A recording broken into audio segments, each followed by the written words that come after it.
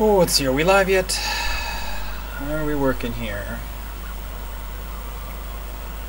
Kind of move this a little bit here.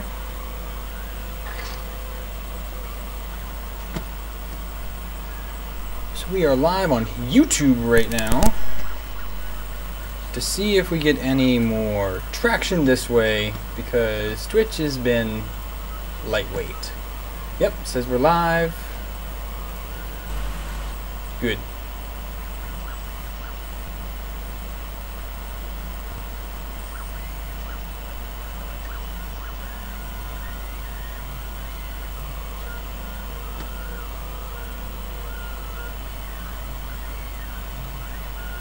Sign into chat. Whoops, I need to sign into this OBS here.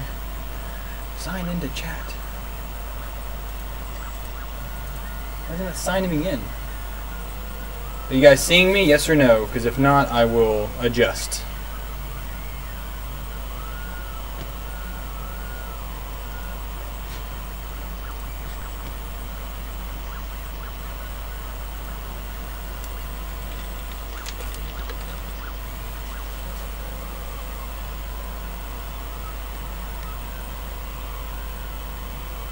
We got a bunch of other people here. That's cool. Awesome. And here as well, I hope.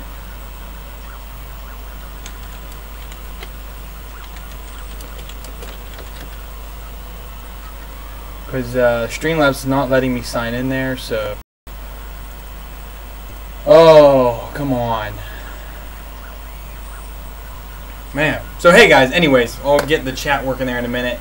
I'm just hanging out here. Yes, it is Saturday night for me. Well, I guess technically it's Sunday morning because it's past midnight. So I am working on several different things tonight to see how things are going. Good audio, thank you. I don't really talk about where I live. Just know that I am, 10 hours now ahead of Eastern time. Sorry, I don't link where I live and work with what I do with 3D printing. So sorry about that. But anyways, as I'm working on a couple of things here, if you guys have any questions, please give a shout to anything I'm working on, or if you're curious about something, or if you have a general 3D printing question, please let me know as I go through here. So,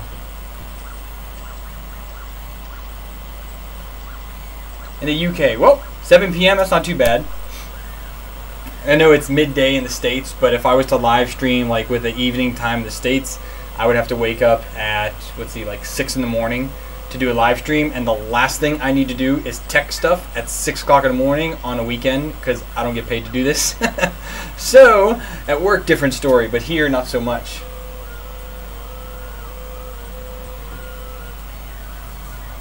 Aztec Mini, do you ever print ABS? I've had mine. I have no enclosure and basically.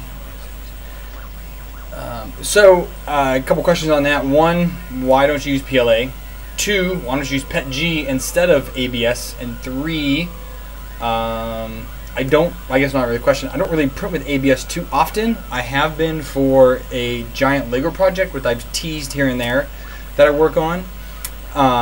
You're going to have to enclose it if you want to get anything decent out of it. You can do that with a cardboard box. You can do it with acrylic. You can do it with some of this stuff here. So this is the stuff I made the enclosure for my FT5 out of, and this is the Elmer's foam board. See if you guys see that there. So with the Elmer's foam board, it works out really well. This stuff for a pack was about $25, like, was it 10 sheets, I think it was?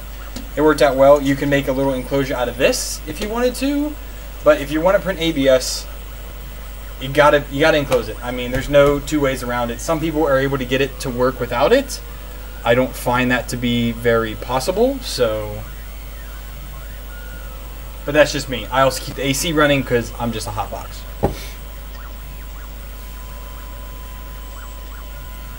Anyways, that's a long way around your question. No, I don't print too much ABS. I prefer PETG over ABS. ABS has too many features about it that I don't really like, so it is what it is. And I will say off the bat, way more people follow me on YouTube than they do on Twitch, obviously, because I've already got 11 people in here. And Twitch has always been a few people, some of my buddies that I talk to online, so.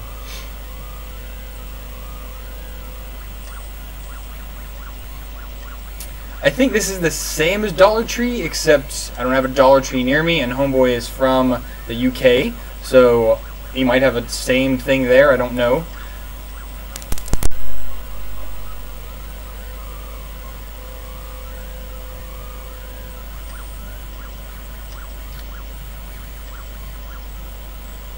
Yeah, also there's a lot of people that complain about the cooling inside the Monoprice Select Mini enclosure, so you also need to be worried about that. I guess underneath of it, adding an extra fan might help down there, but some people have made claims that it's rough when you do that. That's what I need to do. I need to fix the white balance on the printer, because I'm going to start printing here in a minute. Oh, I'm not doing it that way. I need to do it this way. You go back here to editor. Where are we at here? Printer. Double click. Configure video. And we're way too white, I think. Or are we not? Oh. Well, that's because those are off. So that one's fine. It's the wrong camera. Try this one. Configure video. Settings. They both are that one.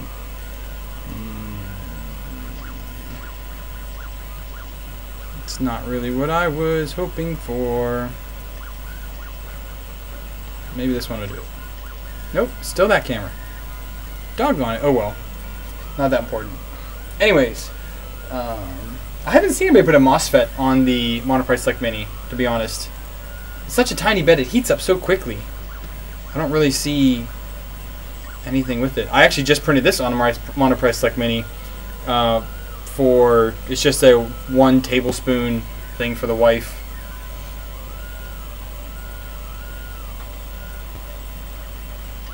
Yeah, so you can 3D print extra sides for that, which I have not done.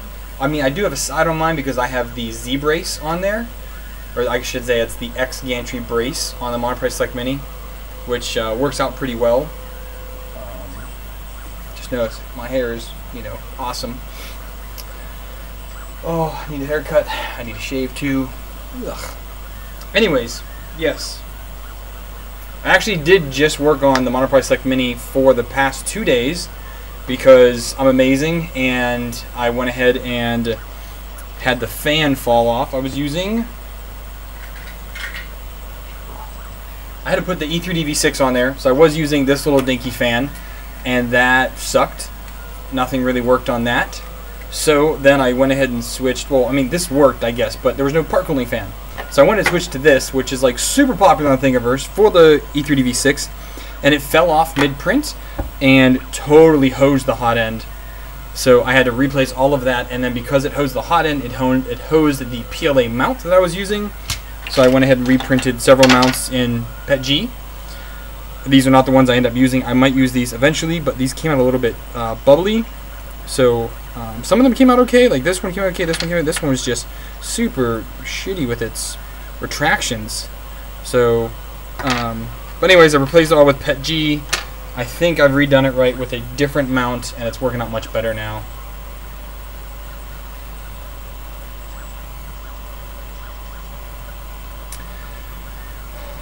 Yeah, that's the other thing with, yeah, I forgot on the Select Mini, because the original hot end, which I put away somewhere, that splits like this does. It splits to both the cool end, you can call it, and to your nozzle, to your actual print.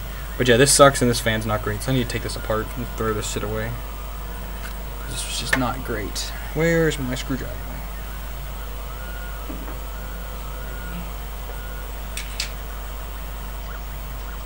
I hope you guys follow me on Instagram, because I got a lot of cool stuff on there, and there's a little thing that pops up down over there in the corner that you guys should see. But yeah, you should follow me. Definitely follow me on Instagram, because I post a lot of things like the awesomeness that's going on with the CR10, and I'm building an enclosure for the bottom, which I think I'm going to work on here for a few minutes once I finish cleaning up a little bit. Oh, I also had a clog on the Select Mini, because I was using some super cheap all metal throats for it, and they did not work out well at all. And I went ahead and hosed the system, got a horrible clog, couldn't recover, so I threw all of those away. And I will now just be using some PTFE lined ones.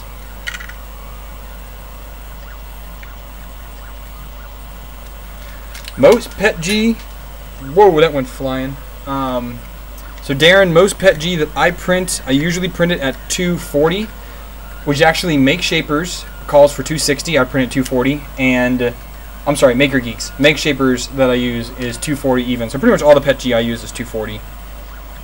I have some other PETG from somebody else here. I don't remember who it is though.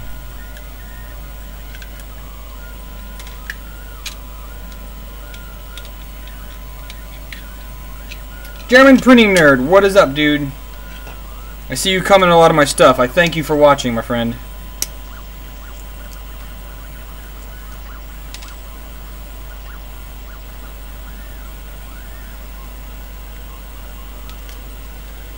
And every brand's different. So, Darren, also, if you haven't seen, I did do a video on a temperature tower.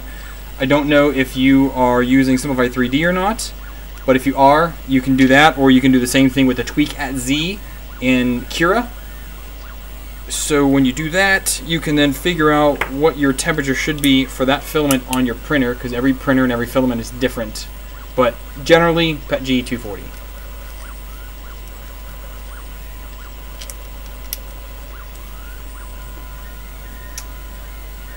Oh, Sin, I'm sorry to hear that, man. I was using mine for a long time. Obviously, you watch a lot of my stuff. So I switched to the Franken shuttle. Love it! But I do have an ultralight 713 maker kit that someone sent me. And I've been debating on installing it. But I haven't yet because I love having the... Well, here it is right here. So I'll show you that. So I like the Franken shuttle because I have a whole... where's it at? A Titan setup. So I have a Titan setup ready to go. All I got to do is pull off the front of the, a volcano nozzle. Pull the front of the Titan off, slap this on there. I have the same plugs on here as I have on the regular V6. And then I'm off to the races printing. It's super quick and easy. So that's why I like the Franken shuttle. It makes things a little bit easier to access. And this screw's not coming out. This fan is also just chart garbage.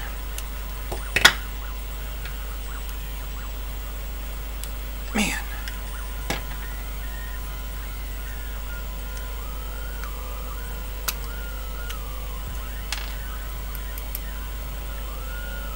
Mike, you're printing ABS at 250? That's a little hot, man. ABS is a 220-ish, in my opinion, 220-ish filament. At 250, you're gonna start breaking down the PTFE nozzle or PTFE liner, which actually someone posted a while back that the PTFE liner actually starts to break down at 235. That was the only post I ever saw about it, but there's a lot of talk about it in, I want to say it was the CR10 group. People were talking about that. So it was interesting to see that. Yeah, there's the social thing down there. If you guys want to follow me on anything else, check out all those different things there. I post, like, not daily on them, but I print as often as I possibly can. I mean, come on, dad of 4. You got other things to do during the day. I do try, though. I really do.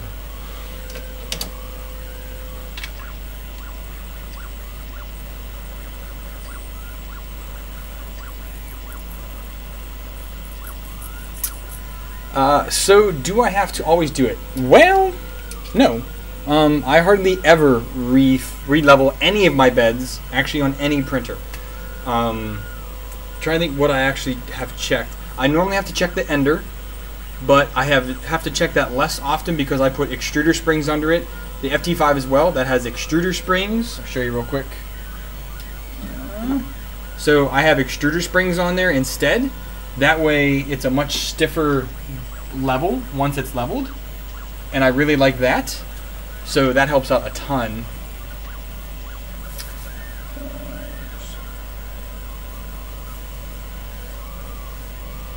Yeah, Micro Swiss, you use all metal, you usually have to up it just a little bit.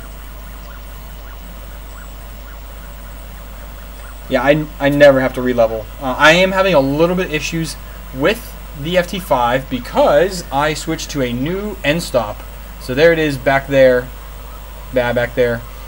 And that is giving me a little bit issues because with the Franken shuttle, I mean, look how far down. It's only like 60 millimeters down there. So I gain a ton of Z height, but that new mount is not cutting it. So I actually think I'm going to take it off and cut it. Maybe I'll do that tonight. But I need to make it thinner. It's too thick. So it doesn't work out that much. Edgar, I am glad I help. That is the whole reason why I do this. This is obviously not a financial endeavor. Although anyone that helps out, that help is greatly appreciated. But this is by no means my main way of income. I just do this for the fun of it. And I like getting my hands dirty into stuff. So I'm glad I'm helping you out. Thank you for hanging out with me. And German Nerd, so if you go onto wish.com, they quite frequently have extruder springs, a pack of 10 for $1 and free shipping, or free and you might pay like $1 or $2 shipping. It takes 30 days to get to me in the States. It might take that long. I don't know if you can get it in Germany. I'm assuming you're there since you're called the German Nerd. And if you can, it's a great cheap way to do it versus Amazon or anything else like that, because they're usually $5 to $7 for springs, and they're springs. I mean, they should be cheap. So $1 goes a long way. 10 of them in there, so you can get 2 printers done with just that, or 4 printers if you order 2 sets of them, again, for a few dollars. And I use them on everything except the CR10s, the 10 and the 10S, because their springs are actually quite outstanding. That comes with the printer. It's surprising, actually. But a lot of the other printers I got, their springs are subpar. Oh, the ZilTech i3, that also has extruder springs on it. A lot of them do now.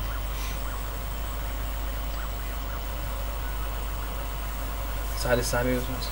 So Sin, are you running anything different than the original dual steppers? Like, are you doing the quad one that someone's doing? I don't know if that's you or someone else. No, it's that one guy.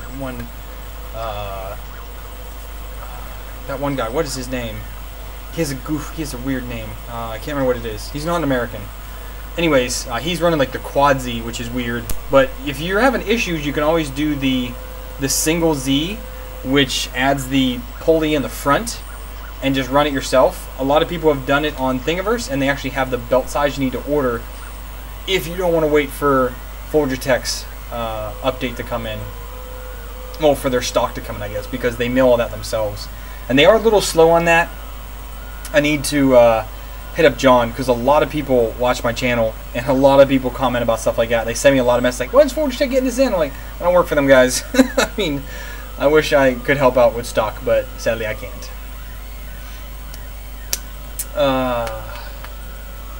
220, 230. Mike, what filament are you using? So what brand of ABS are you trying to print with?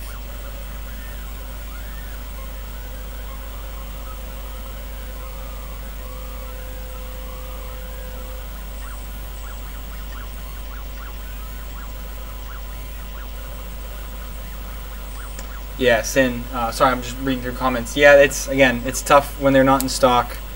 You can do it yourself, 3D printing it. So I say get out there, try to find the parts you need. I think one of these, which are the 62 tooth pulleys. I ordered 2 of these for some reason. I don't remember why anymore. I might actually put one on the CR10S over here, because I'm noticing that the 2 steppers are not staying in step. So when I re-level, I never have to re-level the CR10. But sometimes the right side starts to bind, and it doesn't until like the 5th or 6th layer it has enough gusto to get up. So that side of the print is kind of smushed. That's every now and then. It's not terribly often, but it's often enough to piss me off, I guess. That's my biggest complaint with the CR10S. The CR10, 0 complaints. Or the OG CR10 is an awesome machine for $300. Really can't go wrong there. But the FT5 is still a big part of my life. I mean, it's my daily driver. It prints. I have thousands of hours on that thing.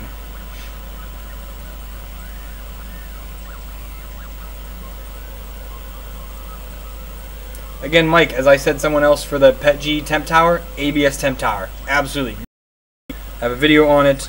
If you need help doing it with another slicer, I'm sure someone out there knows how to do it. Post in your favorite 3D printing group, whether it's CR10 or the Monoprice Mini or the Fugatech group, anything like that. Someone will help you with whatever slicer it is that you use to make a temp tower, and that way you can know what it's good for, what it's good at, I should say.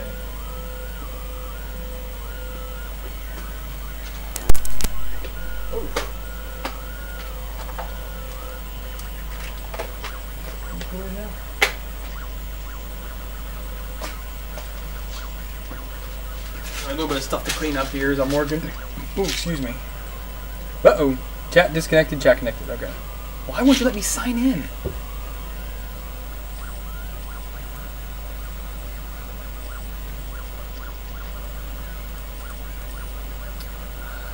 Well, with the 19 people, hot dog, how's everybody doing now?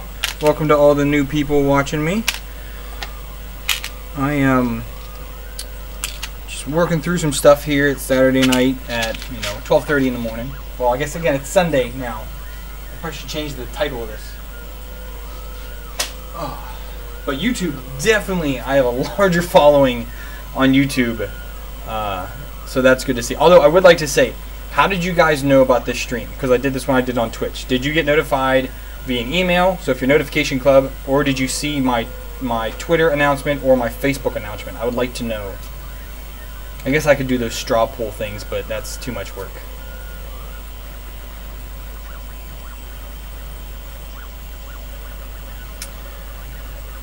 I really stay away, Mike. There's been very few companies that have come off of eBay that are good companies. ZilTech is one of them. They were an eBay company at first. They have amazing filament. I print spools and spools of their stuff now, and they just have great stuff for the price. I'll clean this up now. Whew, that's dusty. I have a bunch of PETG bowls on my desk because why not? I do test prints. I still have to use this stuff. Anyways, I would definitely check. YouTube. Okay, great. Yeah, I would check on it, and I've only been really printing recently with Fugatech's ABS, which again is great stuff. I just went through 4 spools of it for a project I'm working on.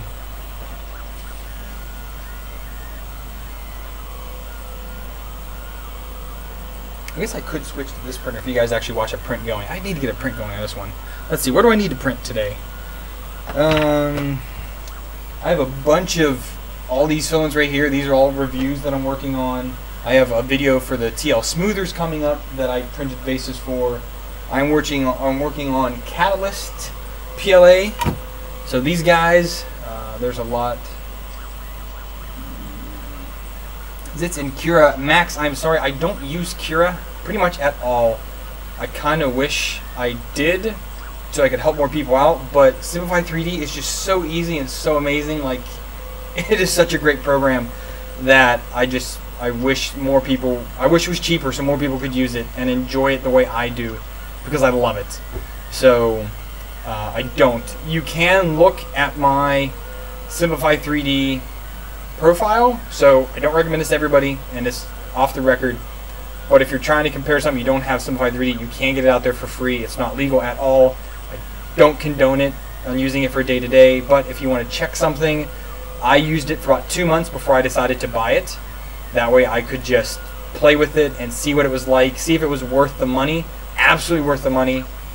But again, I do this all the time now, and I'm now starting to recoup a lot of my startup costs with this YouTube channel deal.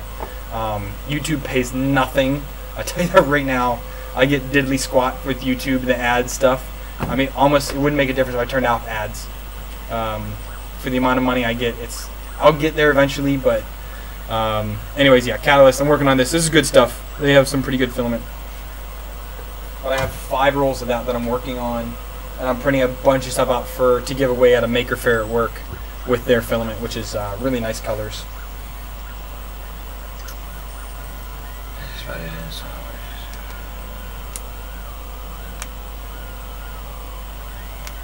So Mike, what are you printing that requires you to print in ABS versus PLA? Like, are you printing for 3D hubs, or are you printing for yourself?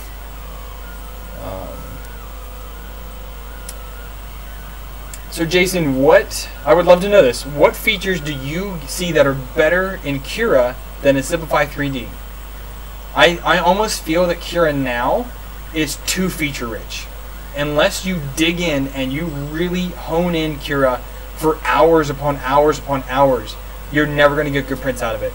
Because when I hit enable all, there are way too many options. I mean, yes, feature rich is great, but Simplify 3D, I can throw a model on here, I can edit something real quick, edit my process, go through here, and I'm off to the races. Printing is a dream in this. I'm gonna resize this just a smidgen so you guys can see what's actually going on. It's better.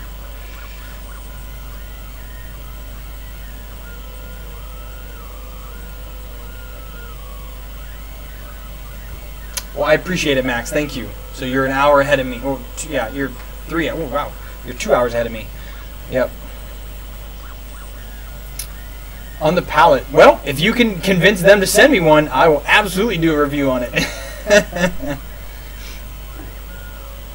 And Jason, I have not found... I know there's videos out there, and I need to sit down one evening and actually look at some videos on Cura support and see how to actually get it to work. Because I have a really hard time... That's not centered. Fix that a little bit. I have a really hard time with their support. I don't like it. I don't feel that it's great. It's not intuitive whatsoever. With Simplify 3D, you enable it and it works. There's no adjusting the offsets and all this craziness. It just works. Like, I can't knock something for just working when something else requires a crap ton of tuning. I'm trying not to swear on this.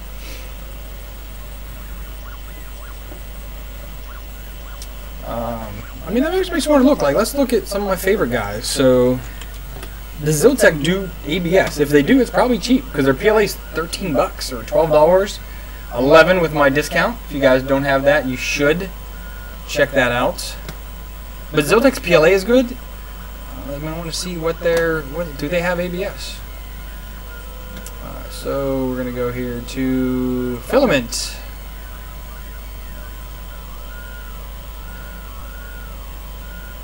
ZilTech does have ABS, and they've got lots of colors. Look, it's $12 a roll, man. You can't argue with that. Again, I don't know what shipping is like to your country, but if you're in America, ZilTech is there. I don't know if they still have their listings on eBay, but I mean, they are a great company. I will push them all the time. I love what they're doing. They're a very small startup company, and those are my favorite. The big companies are big companies. Like, they know what they're doing. These guys are working through it.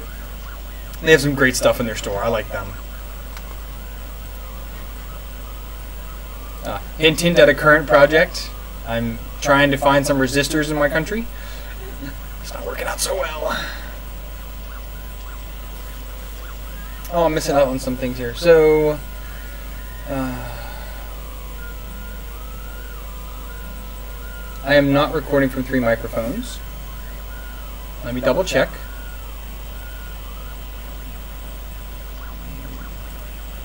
No. Oh, I am. Okay, is that better? Because for some reason I had another audio source enabled. This should be just this microphone right here in front of me. Please let me know if that's better.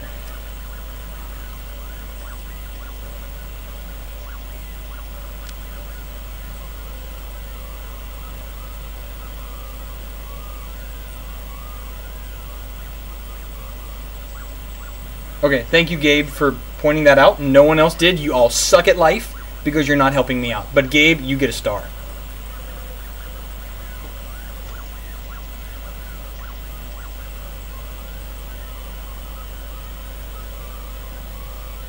Darren, I completely agree. I downloaded Cura 3.2, but I have not done anything else. No crash. I'm still going at 500 kilobits a second. So, but yes, the Cura it's just too much, man. I'm sorry. Like, why do you have to have 15 different ways to do perimeters. So yeah, I still have a printer going right here. I have the Delta going. It's been printing Labyrinth boxes hardcore for a few days. Oh, and Ron, hey, you said hi above. I am sorry, buddy. Hello, hello, my friend. How are you doing? Audio. Oh, I thought you said I'm audio gay at first. I was like, what? Audio guy. Okay. I do try my best to do good audio and good video in every video I put out. Live streaming is the same, except I am limited to my internet's crappiness, which I am at 5.8 drop frames. I stream right now at 488 kilobytes a second. So I don't have any great internet here. I do my best.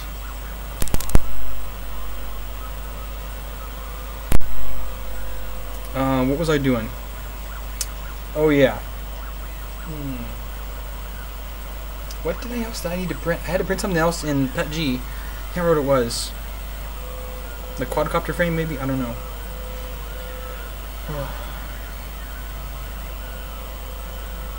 Max, I said this earlier. I don't talk about where I live or what I do for a living. Just know that I live overseas, but I am an American.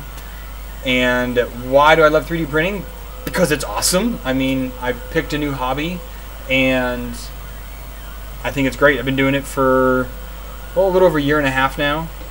And I dove in head first, got a couple machines, started playing with it, so it's doing great. ZilTech PLA is excellent. Again, I highly recommend it. You can order it directly from their website. If you use, I think it's Fugatech 3D is the coupon. You get 15% off now. They upgraded me. I was 10%. I'm now 15% with them. So that gives you a roll of PLA for $11, minus shipping, obviously. But you honestly can't beat it. I love it. Actually, info. Where is the best feature here?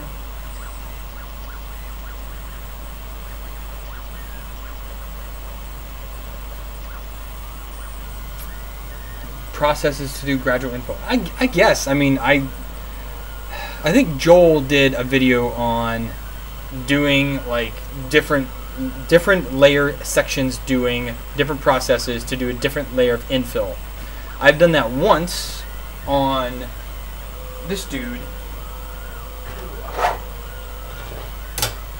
Oh, I'm dropping stuff. So this is the Aztec guy from the Mars 3D review, and he was a 5% infill up to about here, and when he got near the headdress, which actually you can see I did have a little bit of an issue there once I switched infill levels. I went from a 5% to a 15% infill to try and help out. The layers on top came out great, but there was some weirdness here, and I think that was just me the first time I'd ever done that, and that's why I had that issue. But yeah, this was a super fun print, super big. I mean, look at it, he's bigger than my head. Find out what I dropped now. Oh, I dropped a dragon. Another review I'm working on right now is, which actually I just forgot who it is. Oh yeah, this is the AO Robotics. Awesome color. Man, this filament is awesome. Great filament. Really like this stuff. It sucks they only sell it in half kilogram rolls, but it is awesome filament. I just did a test cube. So this is off of the CR10S with racquetball feet, and the ghosting is mostly gone. Very little bit left in there, and this is also with the stock firmware on this sucker. I didn't put on the TH3D version yet. Gabe, hang on, I gotta go to this other thing here because it's not working for me. So it's www.zyltech.com.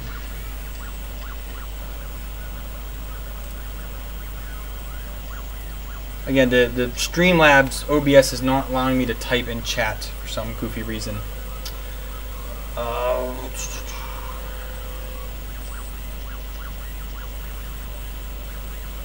Yeah, so Nerdies does that. I try as well. I actually have another filament I'm reviewing right now. Plastifil is, I think I got it for $11.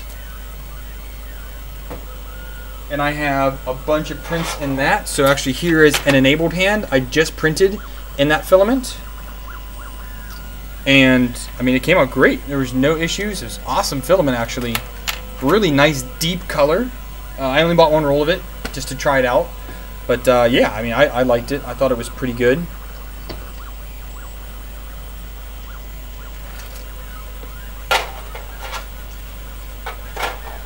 I also bought the, oh, what was that called? I can't remember the name of it now. Shoot, it was $4 on Amazon when I bought it the other day.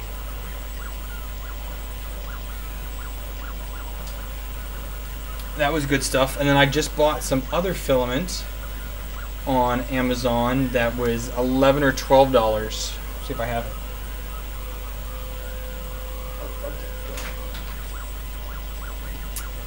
It was Fugatech. That's what it was.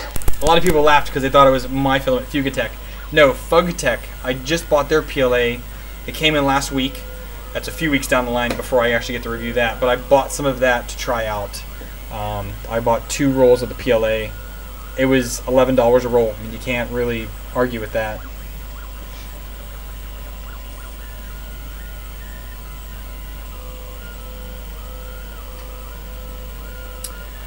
So Gabe, I only have a 3 meg connection, so I'm supposed to have 3 up, 3 down, but I'm pretty sure that's the best my internet can do.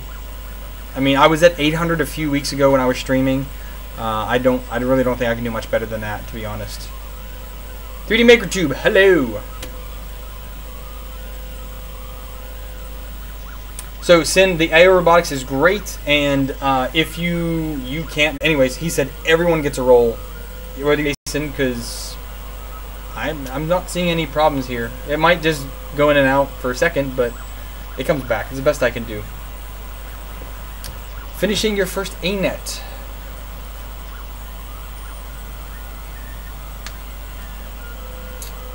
Sunlu PLA, Sunlu PLA, Sunlu PLA. I do have some of that actually.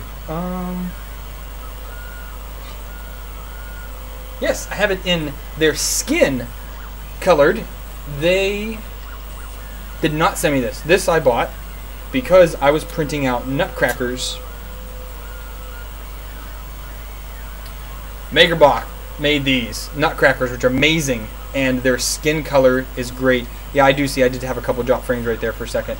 But yeah, so this filament has been excellent so far. I've printed out 6 of these guys so far. It's the only thing I've printed with it yet. I'm going to do a review on their filament later than sooner probably, because I have dozens to do. But yeah, it's good filament.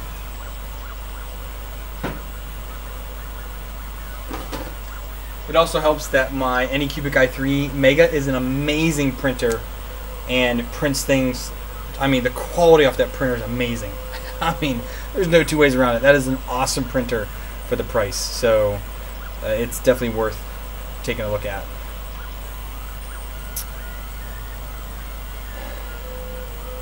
That Engine 3RD, hello dude.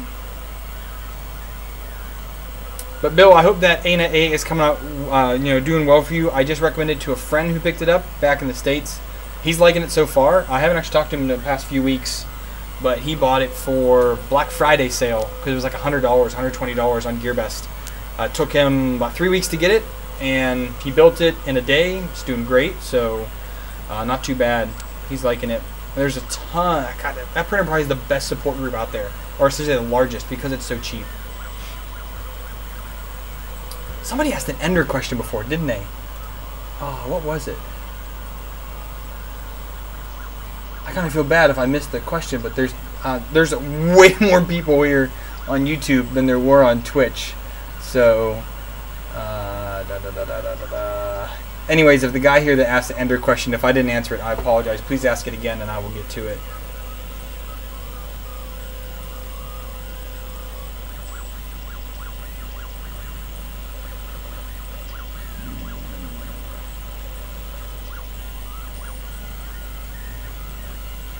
Cal, if it goes down and comes back, it should rebuffer, so you should hear everything I'm saying. If you got cut out and you need me to repeat something, please let me know, and I will do so. So Max, a lot of people say that the PLA pluses are better. I have Raptor PLA from Maker Geeks, and it seems to be pretty doggone strong. I want to try and print it, so I have right here, just for giggles, I have a quadcopter frame that I made. It's the Hubasan X4. All the parts for that, you just print the frame and re-put the parts in here because the stock frame sucks. And I added an FPV camera on here, so it's quite nice with PET-G. And I'm thinking I'm going to try a Raptor PLA for this and then anneal it to see how that works out better, because I've wrecked a few of these so far. I need to print a stock of them because these arms are flimsy, or they're lightweight because it's a drone. It needs to be lightweight. And I went to print a few extras, so I want to try in the Raptor and see how that works out. But no, this has been a fun little adventure right here. I will say that.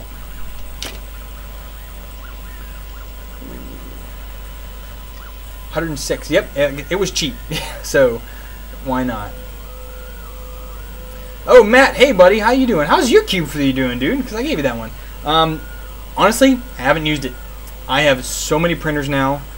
I am probably gonna have to just jump off the Cube 3 wagon. I don't have the time it takes to work on it and to load filament, because it's a pain in the ass. It really is. I mean, there's no easy way to load filament in that once it's modded.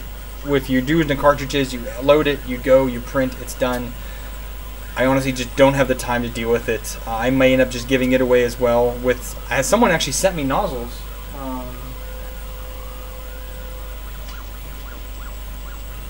Yeah, so there was a guy that sent me Nozzles. Happy printing, Shane! And he sent me a little print here. I think there's another part to this. I got this right around Christmas time. Yeah, so here they are.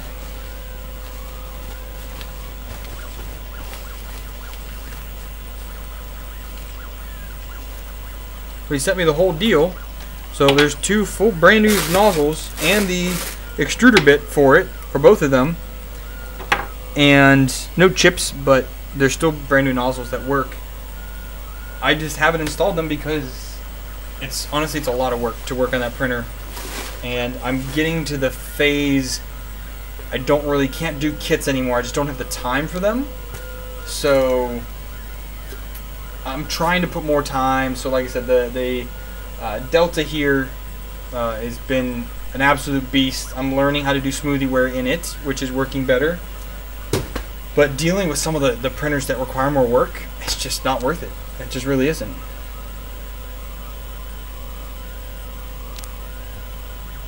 Falcon Heavy was amazing. Watching those two boosters land simultaneously. Oh, man, that was nerdgasm right there.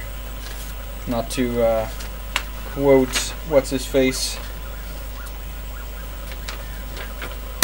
Yeah, so this was from a fan, David Katz, which was cool. But he sent me this, honestly, a month ago I got this. Just haven't used it yet. Haven't had the reason to yet. Gonna have to try and purge this filament out, though. That's gonna suck.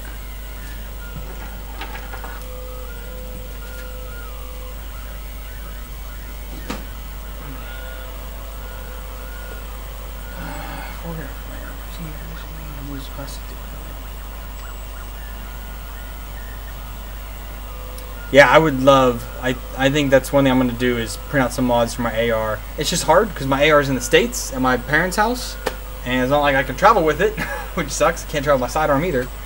So maybe one day I'll be back in the States and I'll still be 3D printing and I can do that.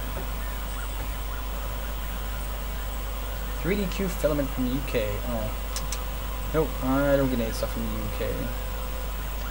That's a hard thing. There's not many well-known, at least in my opinion, there's not any well-known UK 3D printing channels.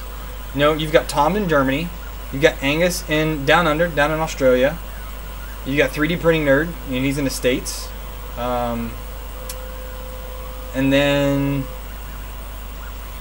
I mean, those are the big ones. Oh, what's his name's out in California, Devin, for Make Anything.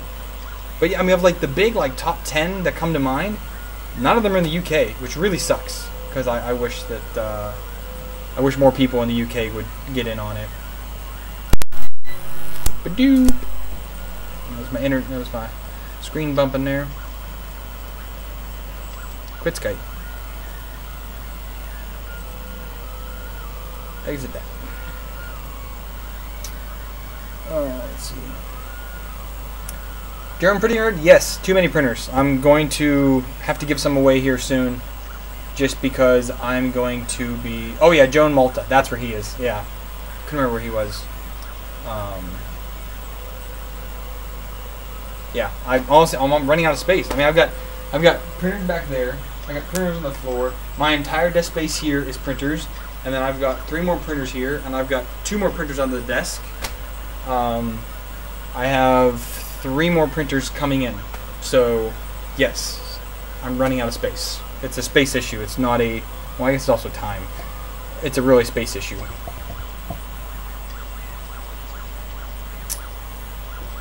The Anycubic DLP, would love to get my hands on that. Maybe in the next round of printers from GearBest they'll send me one. See what happens.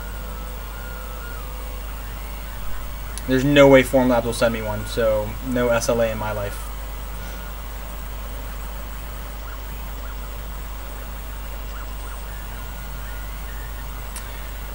Oh, Pyros in the UK. Oh, that's interesting. I didn't know that. I usually, he has a 3D printing channel, but he's more of a modeling channel. Like, if you need to learn how to model, man, watch that dude. He's amazing at that.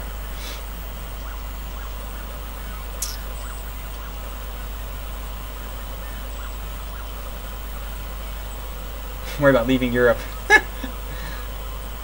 Hawk 3D Proto, don't watch him. I've heard a few things about him, but not heard much about him.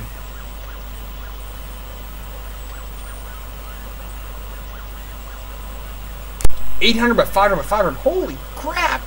That's huge, man.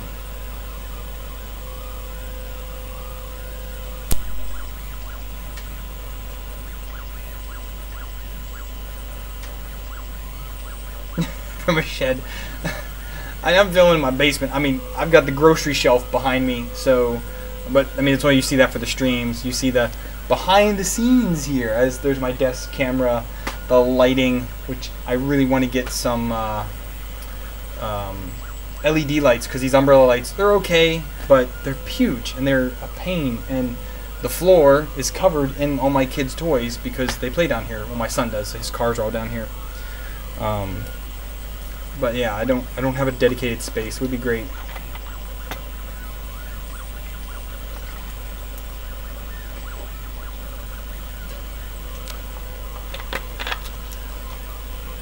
I want to have a backdrop like Tom's videos, the 1970s wood panels. It kills me he has that back there. It looks good, but it reminds me of back home. I'm from Pittsburgh, Pennsylvania, and the old wood panels you walk some people's basements from like the 60s and 70s. It's so cheesy, but it's awesome. Indy, I will have to look for that because I love large printers. My wife told me when we move to our next post that I might be able to print a big enough printer like the table size. If I could do that, that would be amazing. That would be pretty cool. RC Life, yes, but he is Swedish. He has some awesome stuff. He has a lot of printers. He just did a roundup of all his printers, which wasn't too bad. He gave us a pin on each one of them. He does a pretty interesting. He does a lot of quad stuff now, which that was some cool things.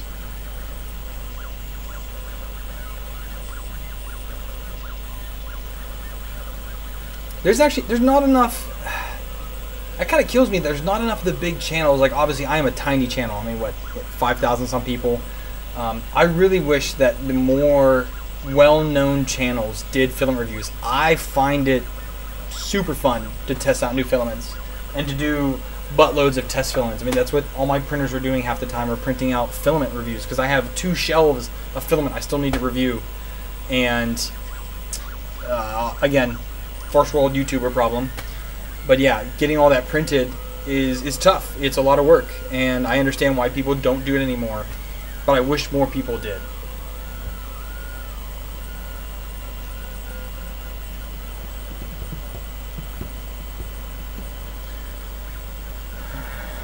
You have 10 2-meter sticks of 2040.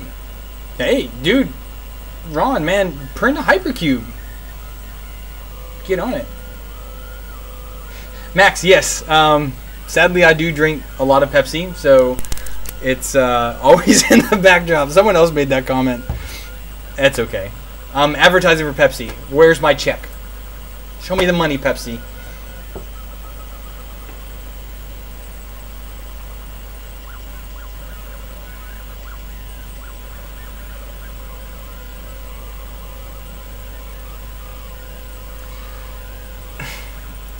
That would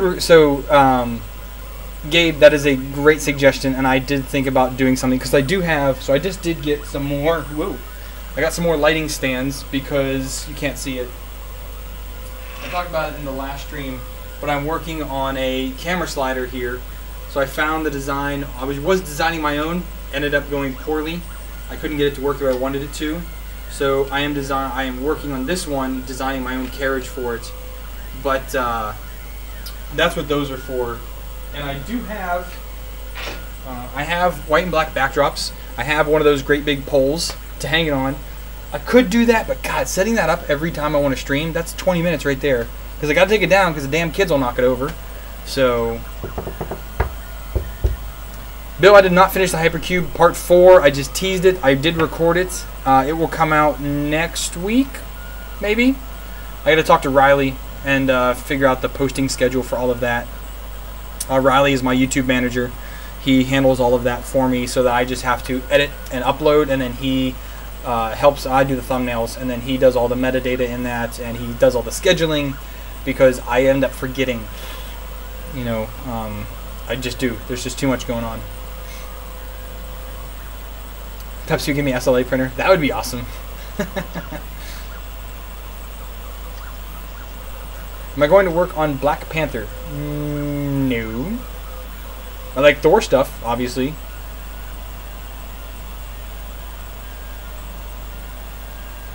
Ron, hey, I would too, but 2 meters, that doesn't even fit in my biggest issue, a lot of people don't know this, because of my employer and how we get mail, I am super limited to the size of packages.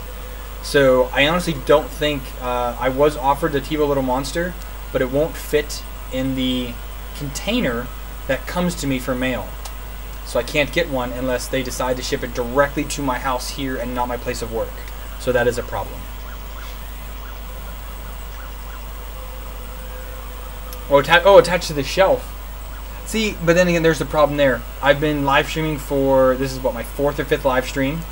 I leave here in June, so I leave in 5 months. So the month it would take me to actually get time to do that and use it does not outweigh. Now we'll see what my next place looks like, what my housing is there, and I'm hoping that I get a house that's big enough that I can have a separate YouTube space or a basement. I'm really hoping. If I don't, YouTube's going to be tough. It really is, because I need to find space somewhere to put all the crap.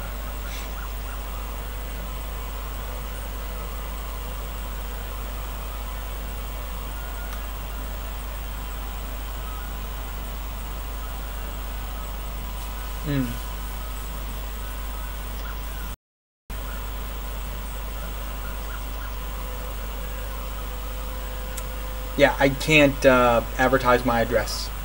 That's not allowed. 6-foot package. Holy cow! Yeah, the largest I can have is 103 inches in length. So however many feet that is the longest size package that I can receive.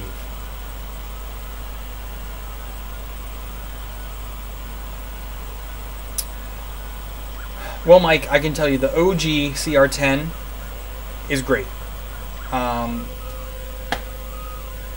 My only dislike with it is how laggy the screen is when you actually are twisting and turning the knob and going to menus. It's super laggy. With the TH3D firmware, it's a little bit better. It's not great though, but it's a little bit better. The S, I mean, it's lightning fast. You turn the knob, it moves, it's great. I really like it. But that's my one thing with the CR10 I don't like. Is it? Yeah, that's it. I mean, sometimes the right side will slew a little bit, but it's not really that big of an issue unless you're printing huge parts. But if printing multi-parts, it ends up not being a problem.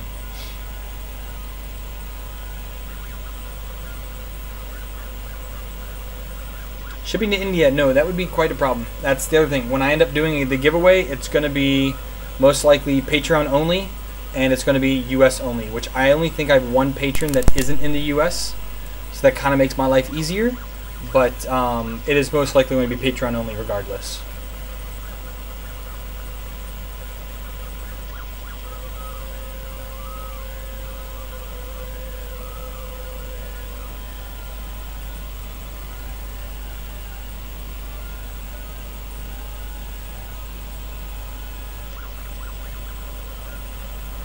The simplest 3D printing modeling software? Tinkercad. It's free. It's online. If you're doing nameplates, that is the easiest thing to do. Would be that. Next, 9 to 12th grade? Or age? Oh, age 9 to 10. Yeah, not Fusion. Tinkercad all the way. Yeah, go for that.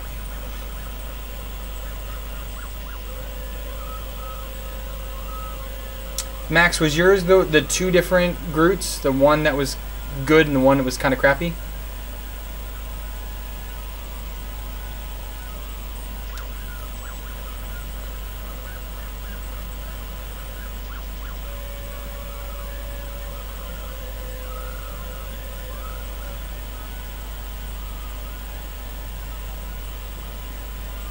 Holy crap, Indy. Why are you printing? Okay, so with a printer that big, why in the world are you using a 0.4 nozzle? I understand if you want to go for accuracy, but you would do it in, oh god, a third the time if you just up it to 0.8 or 1mm nozzle, especially for something that big. I mean, if the wife end up letting me print the huge custom 3D printer, I am so going to be printing that with a 1mm nozzle, absolutely. Let's do some of the drones. I need to get a couple extra. Desktop here. I think I have it on here still. Who's on body? Just delete that out. Control L. We'll do this. Center. Edit that. We're gonna do this on the FT5. And Pet G. 30%. 3 shells. Are you kidding me? That was off. Oh my god! No wonder these came out like crap. Forgot to put on retraction last time I did this. I'm such an idiot. Oh my god, I'm such an idiot. Gosh. Stupid man. Let's change that up. And then we're gonna go ahead and I'll do one just to see how it goes. Prepare to print. Goes this way.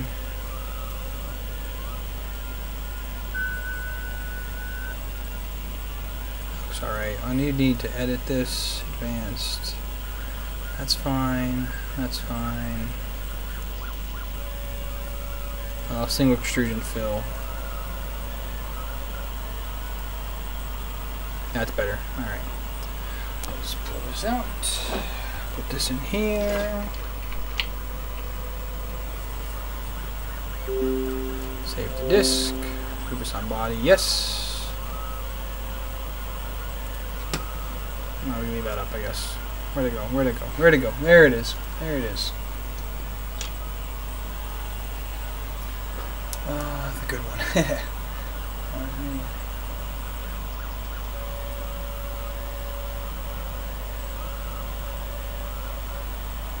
Making a mold from it. Yeah, that's a long print, dude.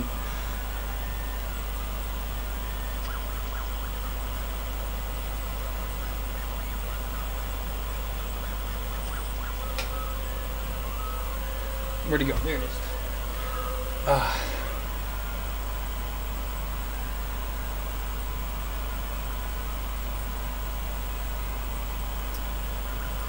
Well, with the, honestly, look at the fill. It honestly doesn't even matter really, because that's the only part that has infill, and that's only, so how many layers is that? 1, 2, only 3 layers have actually fill in it. The rest of it is basically 100%, or it's the thin wall extrusion in there. So it really doesn't matter for this what the actual infill is.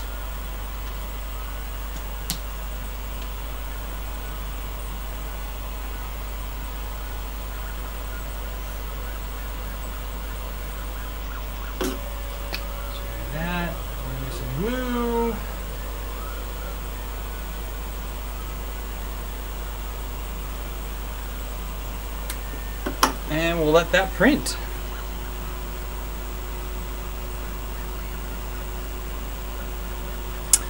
Where did I get the file? I think in the group. It's just the machine. Yeah, it's just an STL in the group. I also have one for the CR10 has one here too, I think. Yeah, CR10 has one as well. I mean, it's super basic. It's not really a great model, but that's the CR10 one.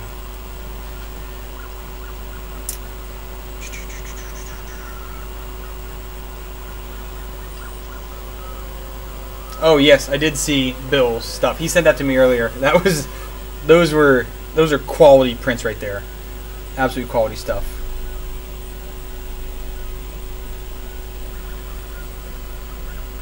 Earthquake?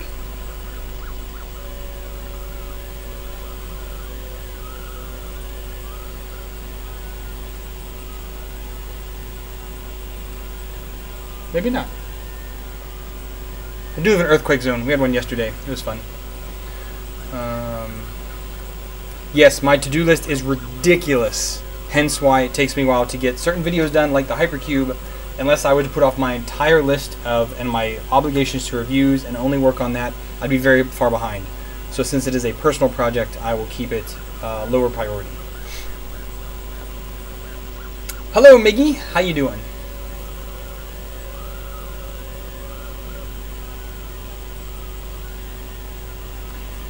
Well, Gabe, I would love to tell you things about the Mark III, but I don't have one. Tom just did his video. Literally everything that could have been fixed in the Mark II has been fixed in the Mark III, from what I can tell. And there was really no reason not to buy that printer, unless the only upside to an FT5R2 is the build size. That's it. I think the quality is fantastic off of the ST5, but there's so many features in that the Persa Mark III. I would love to have one. They are just amazing machines, I think. But that being said, looking at people's prints in that, and looking at this, so this is a print off of the Anycubic i3 Mega. I'm sorry, this one's on the Ender. The Ender does prints, I think, just as good as that. It's just you're paying for a smart printer with the Mark III. That is what you're paying for, a smart printer. Other printers give you that build quality, but you get the smart features in that one.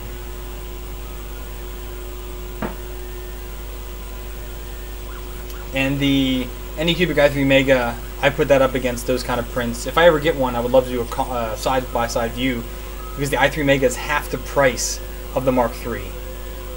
And the prints off there come off great. And that Ultra Base is awesome stuff. I actually just ordered some, or I'm having some sent to me, and I ordered it to have it sent to me, and it's awesome stuff. I got 2 big ones to put on, one on one of the CR10s and one on the FT5 probably, to do a review on those, because those are pretty cool.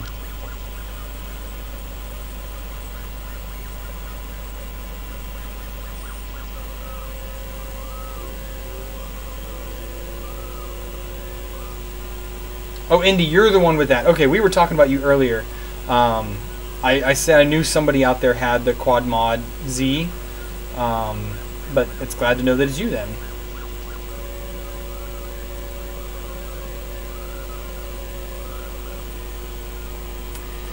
Well, Gabe, I can tell you, if you dial in the FT5, you don't need to worry about sanding. For example, here's a carbon fiber print off the FT5 for an upcoming video. Let me know what layer lines you see. And this is off the FT5. There's no layer lines at all. This print came out amazing. The bed is up to heat, and now the nozzle is just about there. So it's just, no, my internet just blipped for a second there, Indy. It happens with actually power, because my switch goes. Should be back. Hang on, guys. Hang with me. Oh, I forgot what I was saying. Again, with sanding, it all depends how tuned your printer is, to be honest. So if you have a well-tuned printer, you don't need to sand much.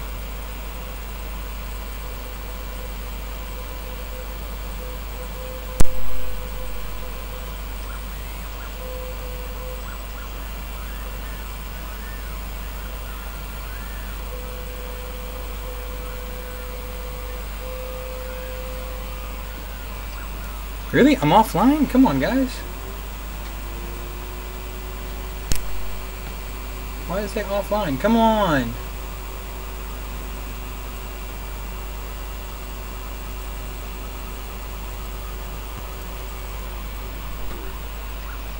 Still says I'm online here. What in the heck?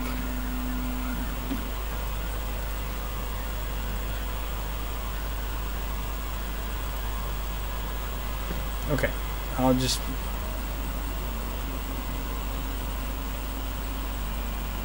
Oh, it said I came back, and of course I restarted the stream. Just doggone it.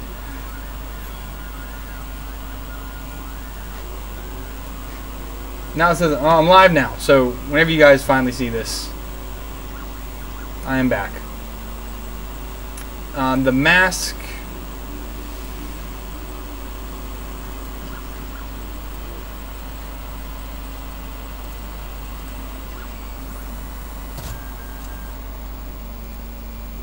Yeah, if you refresh. Yeah, chat lag. That's so much quieter now without this damn Delta going.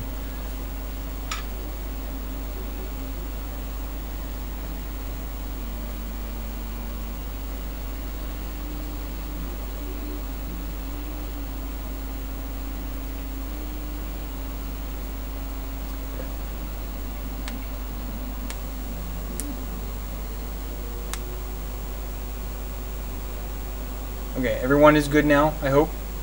Hope everybody can see me now. Can you hear me now? Good. Old browsing commercial.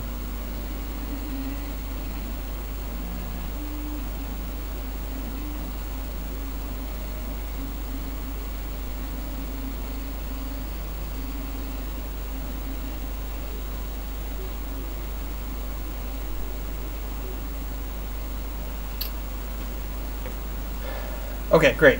Thank you all for coming back and staying here while my internet craps the bed. No, it sounded like an above ground earth earthquake earlier. Might not have been anything. I'd have to look at the stuff for it. FT5R2 or the CR10, which would be better printer, do I think? So it is really tough to say. I've had the FT5 for so long now, and it is so dialed in and not terribly customized, but as you see up there, I mean, it's running an E3D V6. These are not. I was able to get the CR10 printing after I got the good profile in 15 minutes. So that being said, it is a faster printer to get printing. I believe that the FT5 though is more customizable, upgradable. I mean, it is a full frame printer. So let me do this real quick. I mean, looking at it, whoa, hang on.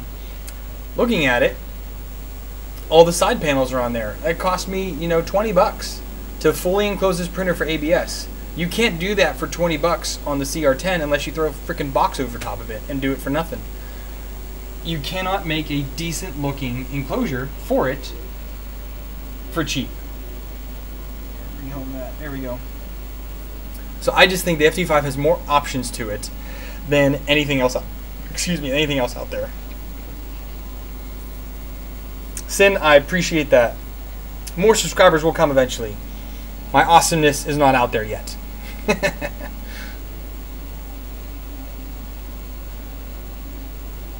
Dialing in 3D printer dimensions. What do you mean?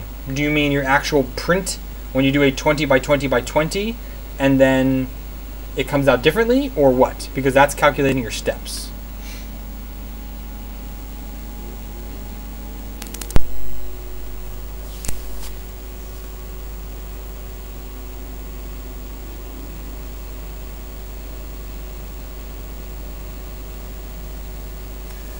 Well, Sin, when did you get your FT5? Because I got mine in July of 2015.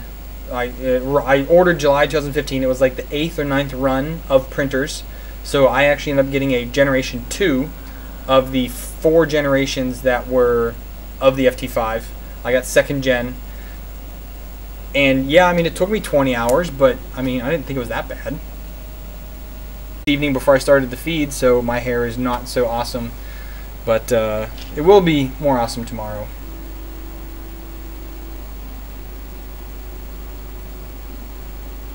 Yeah, so you got yours a lot further after me. There basically was no instructions when I got mine. The instructions were super basic. So I mean, I don't know. I think it's good for the price you're paying for it. I think it's good, in my opinion.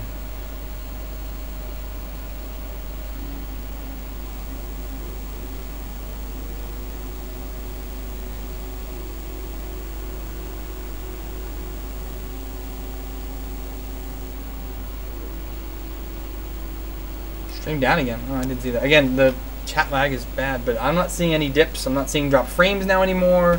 I'm just seeing pure awesomeness at 30 FPS. That's all I can tell. I have to go here to YouTube. Where's the YouTube? The tube live stream. It still says it's healthy. I mean, but I did see it disconnected there for a second.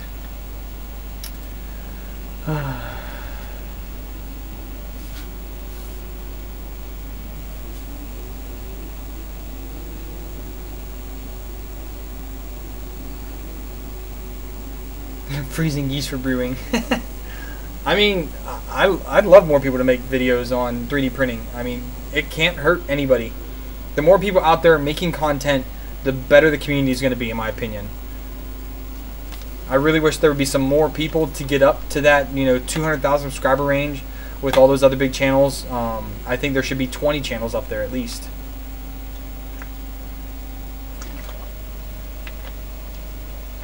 Gabe, from what I can tell, I should be able to get like a 50 meg connection there. Really hoping for that. So we will see how that goes, but I won't be in the new place until August. So you guys will know then when I do.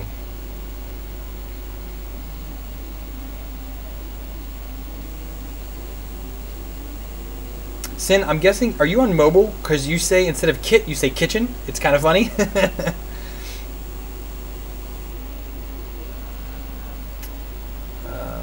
Yeah, I mean, I assembled half the printer backwards until I realized it, so I don't know. Again, it's what you're paying for. It's an American company that isn't that big. I can't fault them for that. Do I think they need better documentation? Of course. John is growing. I think they have 7 or 8 people now that work for them. And Dustin obviously is doing their help desk stuff from remotely because he lives in Florida. I don't know. I think the company will get there, in my opinion.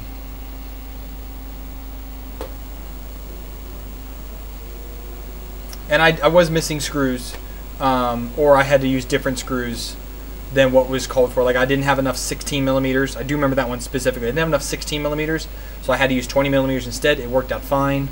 I am starting to see some wear and tear on the printer now, so I need to do some maintenance on it.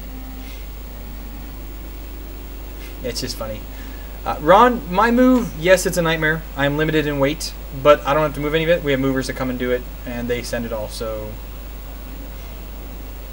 Bill, they will get boxed up, whatever I have left, and they will be shipped like everything else does into giant sea containers, and across the ocean it will go. Well, across land to Europe, and then go to where it needs to go next. Again, people can do the math. I'm 10 hours ahead of DC, so... and... Oh, pretty funny, Maggie.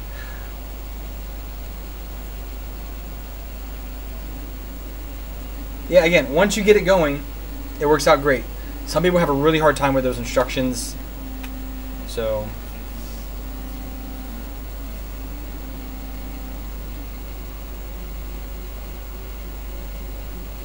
Yes, their support is better than anyone I've ever had. What was the issue I had on mine? Was it power supply? No. Oh, no, it was the, they used a brass capped, brass enclosed thermistor for the hot end. Mine went out within the first, I guess, month, not even that, first week. I had a thermal runaway, it popped out, and it broke. And they sent me another one. So I can't argue for that.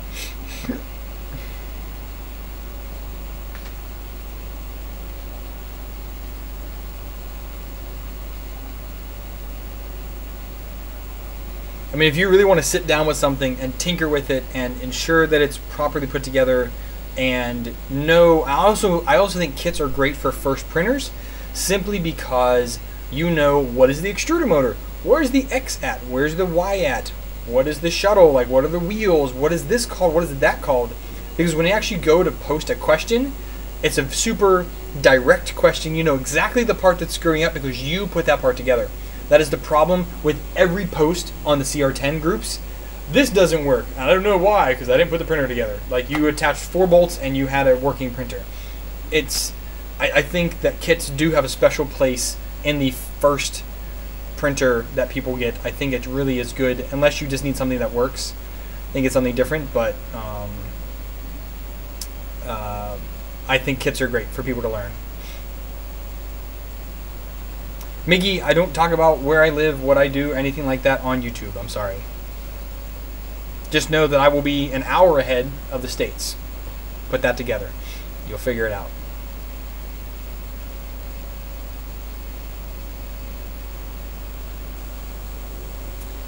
My first printer sin was the ZilTech i3 aluminum. The instructions were decent.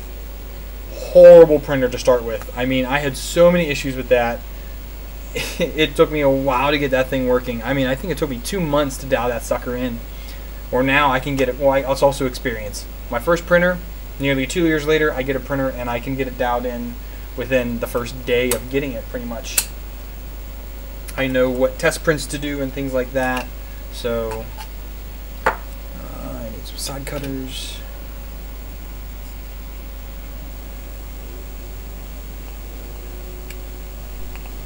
Well, with DOA parts, there's nothing you can do about it. John orders from bulk suppliers, just like everyone else does. There's going to be duds. When you're ordering 1,000 stepper drivers at a time, there's going to be about, maybe a 2% issue with them, or 1% even, 1% of 1,000.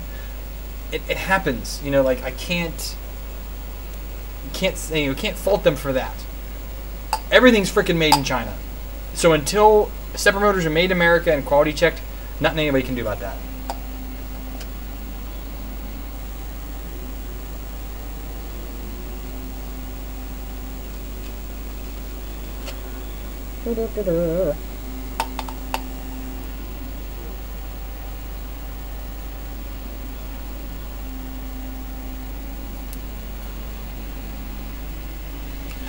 Second printer, Anycubic Costal Linear Plus. Build. I have the Anycubic Costal coming. I cannot wait because this Triangle Labs Delta, I'll show you guys here, or I guess let me do it this way. This Triangle Labs Delta here, absolute bloody nightmare. Absolute nightmare to put together and tune. I gave up on it for a long time, so I put my own power supply in it. Sorry, I'm going to fix the camera here a little bit more. I put my own power supply in it, and I put a smoothie board in it, and it's now actually printing, and printing decently. I do need to finish leveling the bed on it, though, to try and help out with that. Do I need more of these? Yeah, I need more of these. Back, printing. 1 second, let me start this. But now with smoothie board in it, it's working well. I'm getting, this is actually a print that just came off of it. I think it looks damn good. These are those labyrinth boxes on Thingiverse. I'm giving these away at a maker fair. I'm going to put dum-dums in them. I think it would be fun for people to sit there and try to figure these out, and they get to keep the dum-dum and the part. So it's just something fun to give away.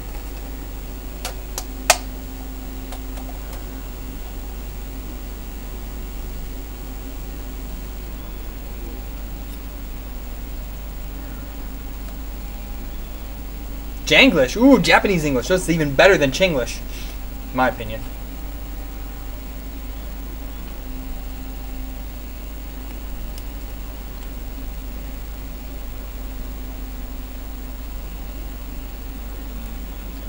I have no idea. It's the D-Force Mini Delta.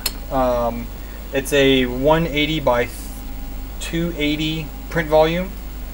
I have no idea. I'm not a Delta person. I have no idea what they cloned it from, if anything. But they sent it to me a long time ago, and then they dropped off the map. They stopped supporting me. They stopped helping out with issues, so I never gave them a review on it. I might give them a review and say don't buy it, and then make it a 1-minute review, but you know, we'll see.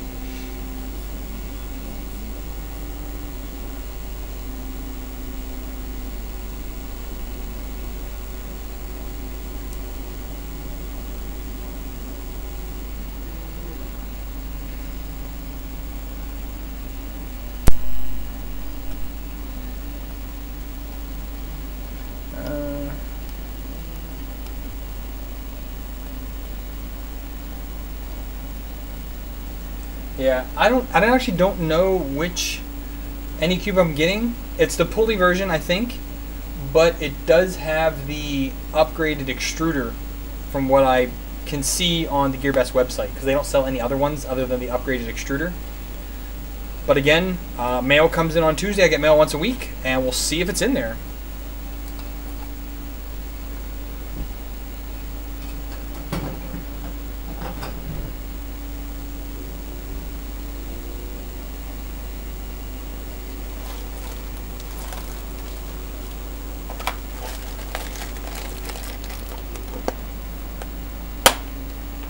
My other thing is, why do Chinese knockoffs come better packaged than the legit stuff? So this is a full E3D V6 Titan clone with a pancake stepper and this little nice box. Documentation included.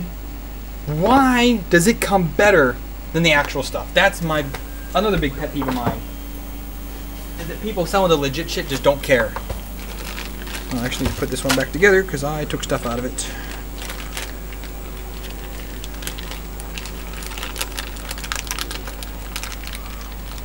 I don't know if you guys are following the bearing gate on E3D, but they're getting ready. They're selling the upgraded parts on their website now, so you can buy new bearings. But I'm going to buy new bearings for mine soon.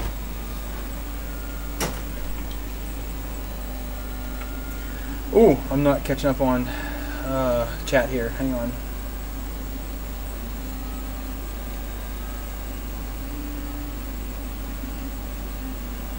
How dry warm does a printing room need to be? Well, my room is, I don't know.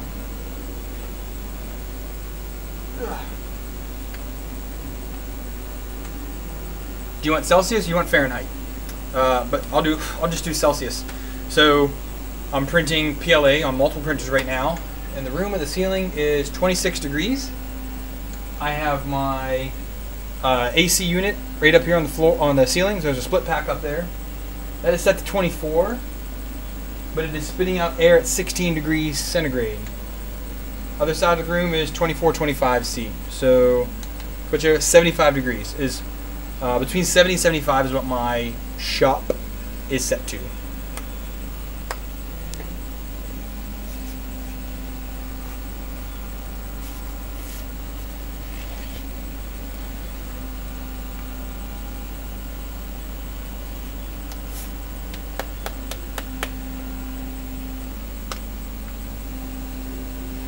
Whoa. Chat's flying by. Sorry guys, I am not the fastest reader either, so I need to just catch up on some of this. I know German nerd. Hey, keep at the YouTube thing, man. You'll get someone to pick you up and send you printers. I know not everyone has love for GearBest. I've bought lots of things from GearBest, just not printers. And yes, it takes forever to get to me, but I expect that. I'm ordering from freaking China. Like, if I was ordering from a U.S. company, if I didn't get it in like a week or two, I'd be mad. But I'm ordering from China. If it takes a month to get to me, it takes a month to get to me. It's dirt cheap though. But I mean, the only printer that's enclosed also, again, is the FT5. So.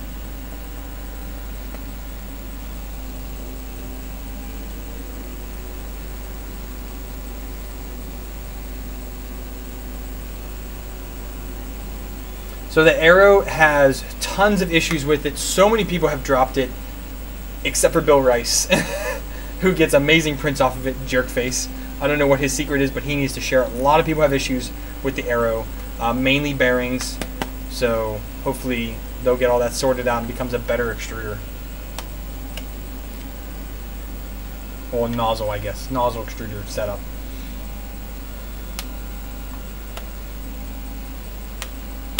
So again, Miggy, you're buying from the lowest bidder. It's kind of obvious that you're not going to get support. If you want support, buy from somebody different. I don't know why everybody thinks that they should get support from a Chinese company, you know, 7,000 miles away.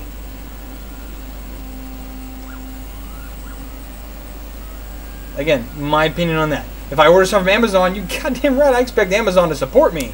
But if I order from GearBest, AliExpress, anything like that, I don't expect a single dime back from them or any support whatsoever. Again, maybe I'm just too much of a realist on that.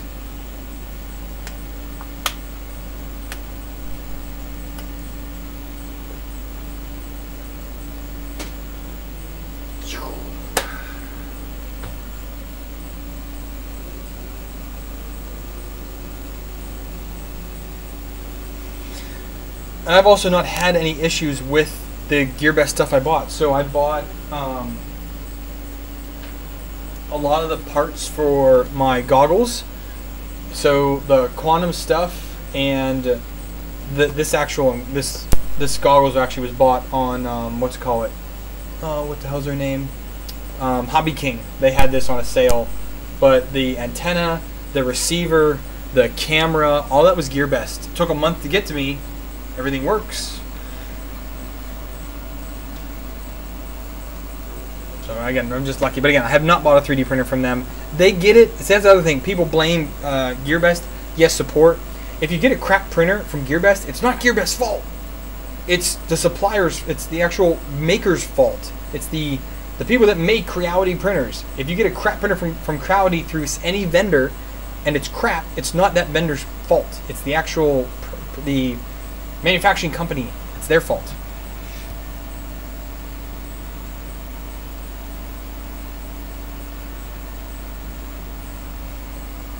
Just in 3D, hello. Thank you for catching me live. I'll probably be live now with 20 minutes because it's going on 2 a.m. here. So I was watching movies with the wife this evening, doing the husband deal. I'll make sure you take time for that too. If I can only keep 3 printers when I relocate. Ooh, you're a tricky one, aren't you? Only 3. FT5, obviously. The Ender 2, amazing printer. Amazing little printer. And only 3? Can I keep 4? Because the third is a toss-up between a CR10 and the Anycubic i3 Mega. Because those are great machines. And back there, that is the ZilTech E180. Don't buy it. And that is the Fugatech 2020 i3. But I get the best, absolute best prints off the Anycubic Mega. But having another CR10, a CR10 and the FT5 gives me 2 printers with large volume. So I reject your reality, substitute my own. I want 4 printers. I want the Ender 2, the FT5, the Creality CR10, S or regular, doesn't matter, and the Anycubic i3 Mega. That is my 4.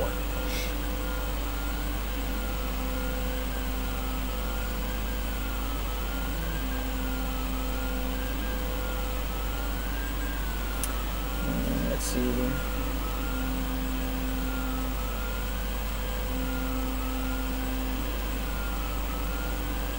Well, I'm talking to you guys. There's 21 people here. Shit.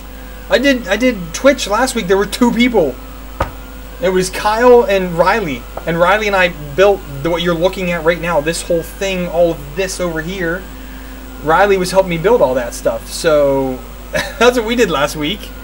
I do need to work on stuff. Oh, how about this? Let's model something. Let's talk. Let's model something. So let me pull up Fusion. Here, you can look at this. Because Bioshock is amazing.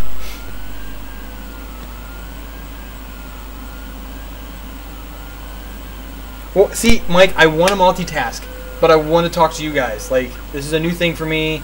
I don't have that many followers, so the fact that I have all of you guys here blowing my mind, kind of. I like Twitch's interface for all that, though. But if people are going to show up on YouTube more, then shit, I'll just do YouTube then.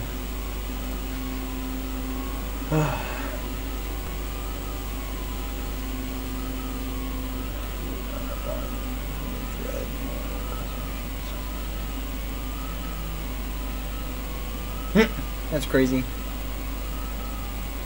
I did Twitch the past few weeks just to kind of test out file recovery. Yeah, let's open that. Oh yeah, I did work on those before.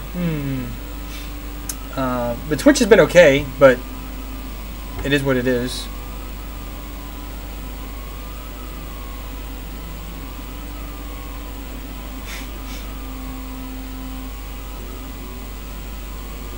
Oh, there we go. Fusion is getting there. Sorry, it's a little slow to start up here. Let me open this up. I was working on some other files, and when my computer, my UPS died and crashed stuff, so Streamlabs.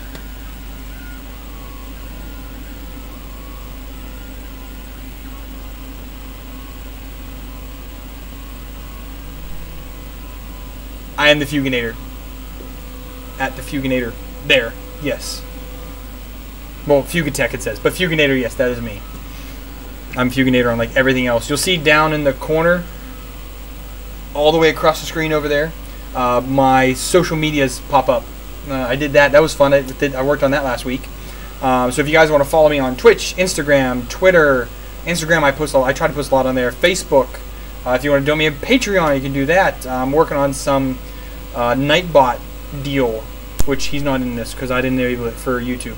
But to kind of get some auto things coming up. Like if anybody wants to donate to me, you can do the coffee deal. Do I have that up? No, the buy me a coffee deal. You can do that. You can send me a Streamlabs thing like that. So one day I'll make some money doing that way. The reflect piece step forward. Yes. I am the one and only.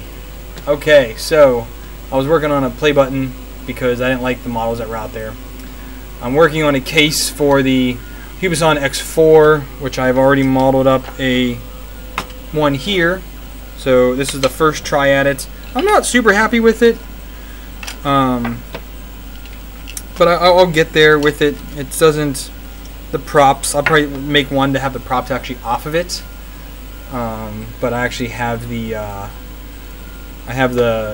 drone actually there to measure everything out and check it out. So actually wouldn't mind moving that up while I'm thinking about it.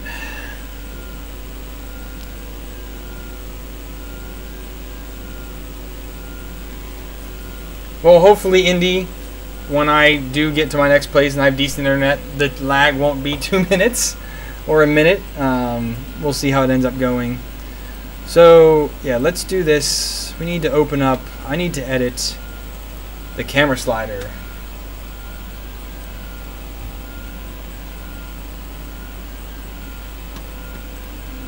Close this out, close that out. Alright, so let everybody know this is what I'm working on here.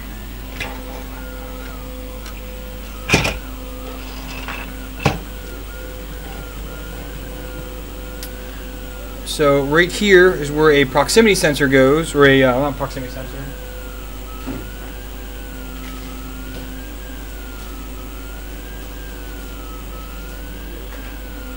Little end stop right here goes here, and this just barely makes it there. So I need to make a part to go there.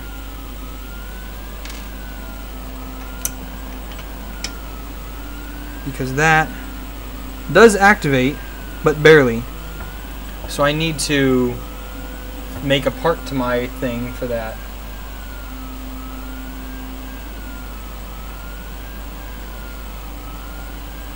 I'm already missing a bunch of stuff in the chat. Good gravy. On Twitch, do you accept bits yet? I don't know what bits are!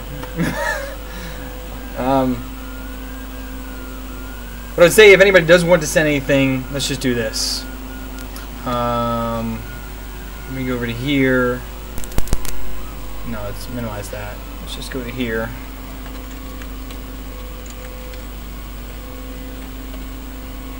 Let's do that.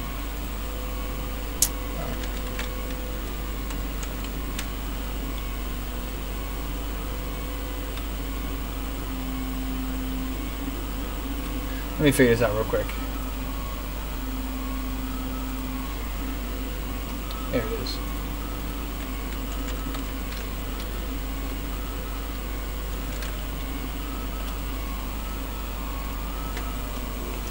So if anybody does want to send anything and you're feeling so gracious, I can do the buy me a coffee, or I also have it set up for stream tips there. So I eventually want to make some kind of pop-up on the screen that shows, hey, if you want to support me, you can do it via this. But those are two ways for streaming. That's the easy way to do it. Easy enough. Well, I mean, this push button should be fine for this. But again, I just need to model it in. So if I have the model like that, so we're just going to go here, and we're going to... how do I want to do this?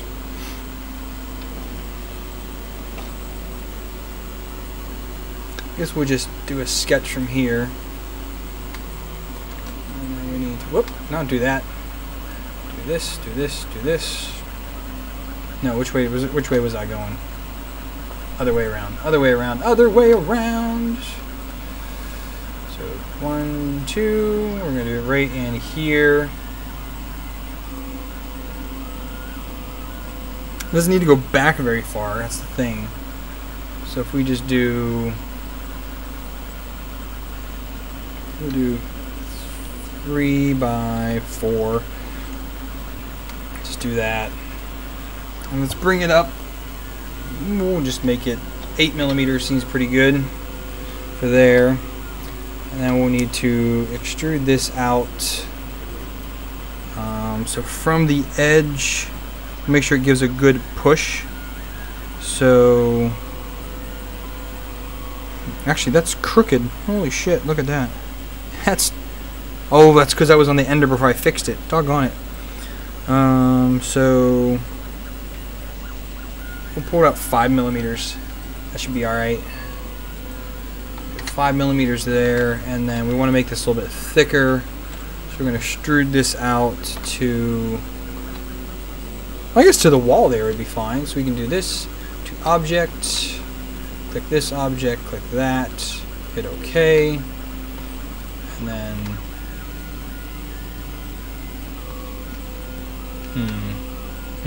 it's not going to work out the way I wanted it to, because it needs to overhang that a little bit.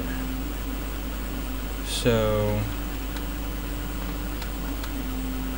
how am I going to extrude that down? Well, let's just extrude this down a bit. Get it down into here. We're going to do this to join. Maybe 4 millimeters on that. That's fine there. And then here we can just add a chamferite, or we'll just add a fillet here.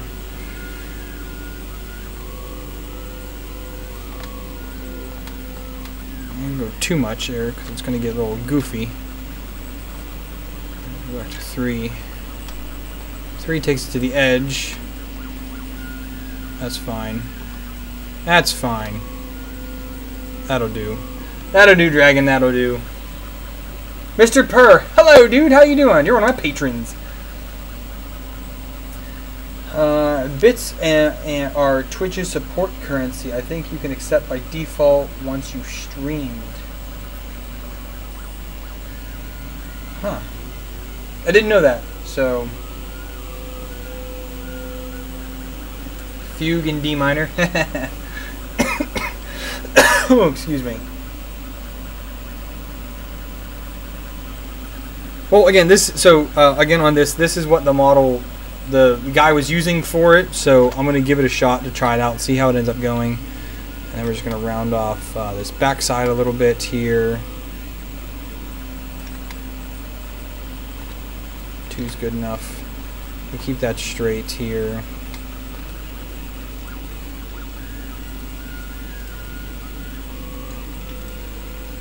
Those don't look like they're the same. There's some difference here for some reason. What is it? What is it? What is it? What is it?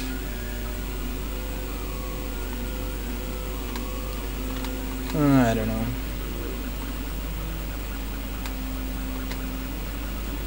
But no, that should work out. I mean, that should be enough to contact that. I would give it a shot. Doesn't need any support the way I have it there. It's a totally supportless model, so actually probably better if I would fillet that, but so let's delete this. Let's do a fillet on this part here.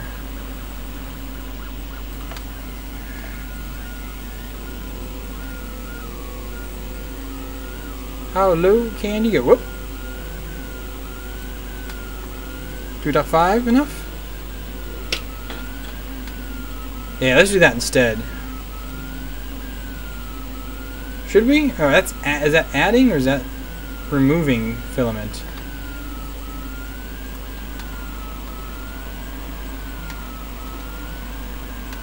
I kind of like that better. It matches the model a little bit better. I don't know.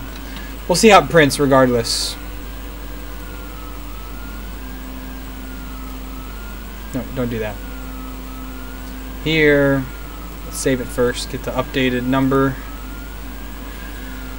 Oh man. Mr. Purr, I have like 3 people that ever show up on Twitch. I've got 23 here on YouTube, so there is no reason for me to keep streaming on Twitch since no one really seems to be viewing content on there right now. Maybe once the viewership goes up, but if no one's going to watch there's no reason for me to stream on Twitch.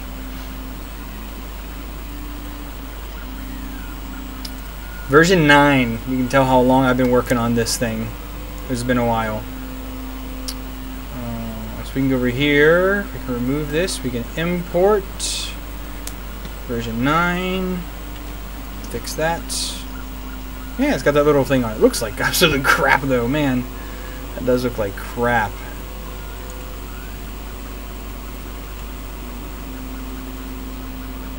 Oh, we can do that though. That does make it look a little bit better.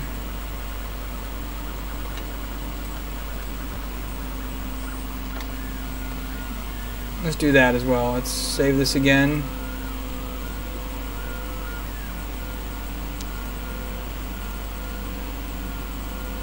Resave over 9 because that's no real change there. Remove that. Import 9 again.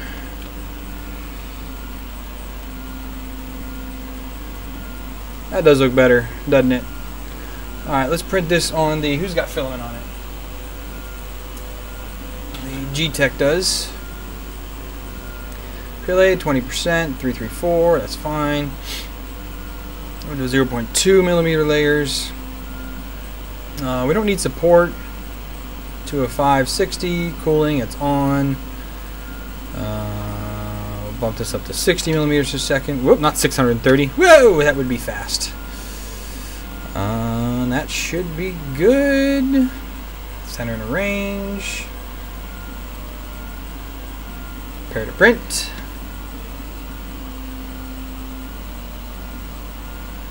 Adios, Bill. Have a good one, buddy.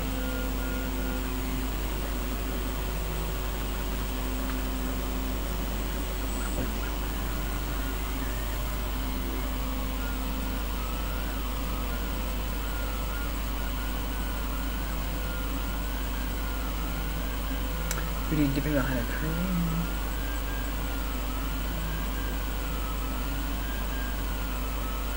Oh, so to become an affiliate on Twitch, there was some special thing to it that I don't think I could have done. So yeah, I think that'll be pretty good. Ooh, back to linear infill. That's disgusting. Hit save, damn it.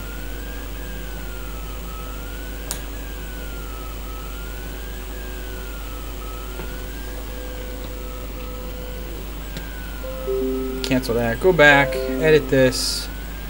Infill. Fast honeycomb. Now prepare to print. More better. Save that. And we're good to go. I'll start this printer now.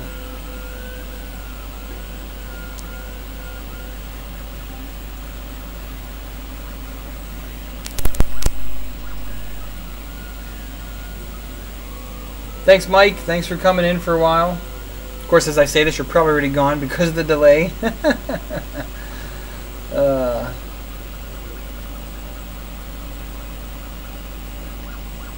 Jacob, that's you. So I actually I got an email. I think that was you. Let me look at my email. That's the wrong page. Let me see here. Where is the email from him?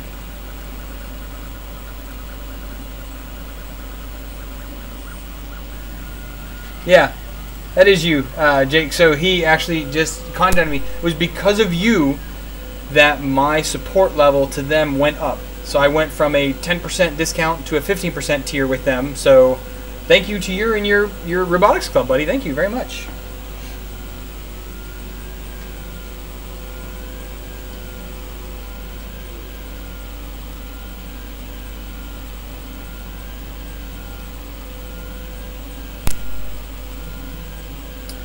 So, okay, so Gabe, riddle me this. I was reading, so there is ways to stream both at the same time, but my problem is bandwidth. Again, you guys have seen the dips here, and I'm only streaming at 500K a second.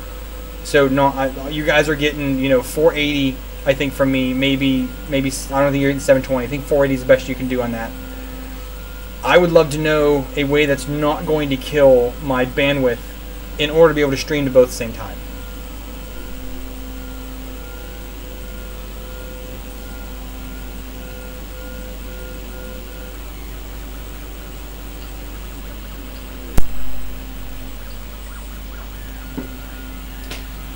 Okay, so sorry, the ZilTech is now going to print that over there. I wish I had more cameras, but I don't. I do have one more sitting here, but that's okay. Restream. I'm gonna pull that up real quick. Restream. Again, if that doesn't jack up my bandwidth, that'd be great.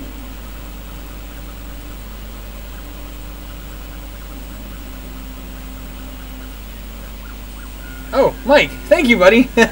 he donated to me. I got an email. I was like, where's the email from? Thank you, buddy. I appreciate that. Although the donation thing isn't working there.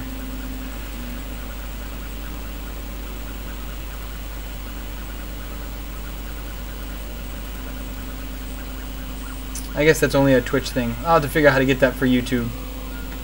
Oh well, restream.io. Oh, let's see. So the way Restream works is like streaming into YouTube. Restream re-uploads to Twitch and YouTube. I use it. Okay, so restream.io. Let me take a look at that.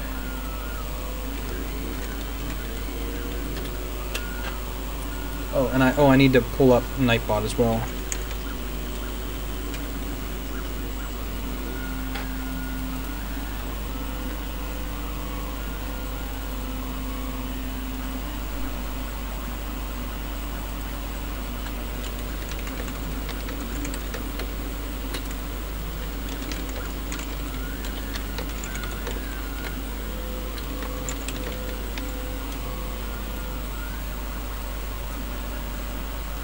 I'm checking that out right now, man. Thank you for that.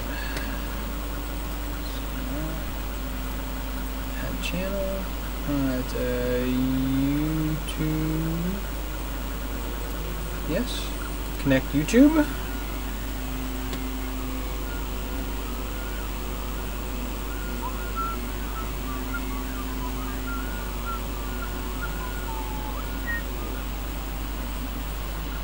Yeah, no one does super chat donations. I mean, some people will still get them, but a lot of people don't like them. But yeah, again, because of YouTube's big cut. So a lot of people switch to that. So integrations. No, I don't want that. Dashboard.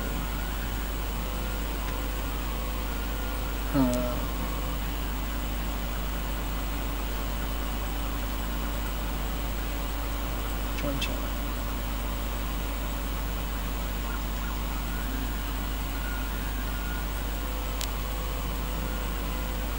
Oh, that's for Twitch.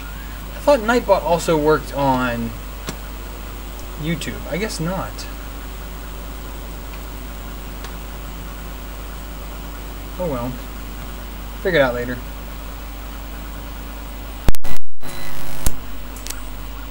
Internet, it might cut out there. Everything just bleeped.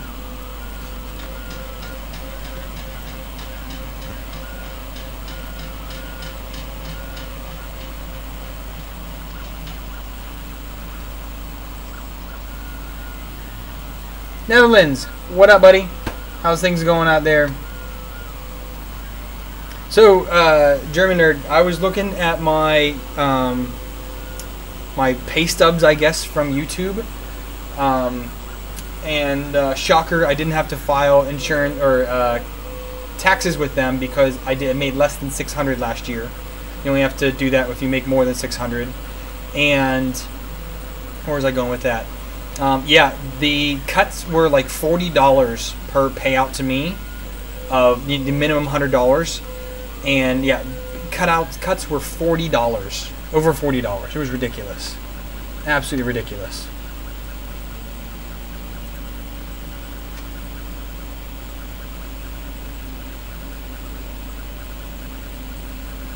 I thought there was some kind of like mod on.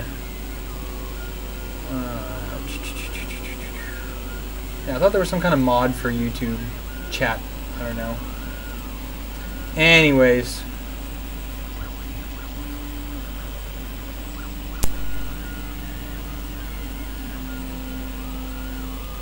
It's not legally dubious. I guess it kind of is, but I don't know. It's not an income source. Like, that's the thing. Like, you don't have sending money from one person to another. It's just sending money from one person to another. So, I mean, does Nightbot work in here? Because how do you get Nightbot to join YouTube? I have it connected to my Twitch.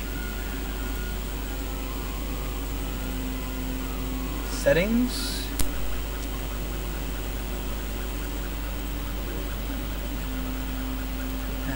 No.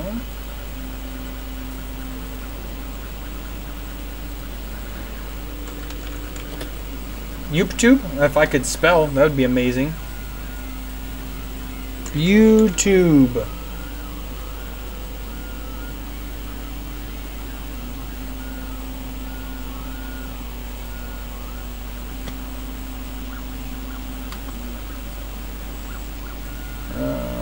Okay, dashboard. Join.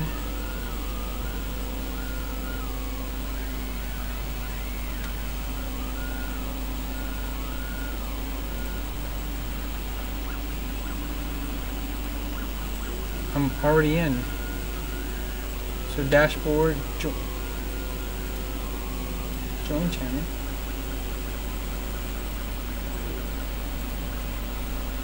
It says it's joining the channel, but it's not. I don't think it's actually there.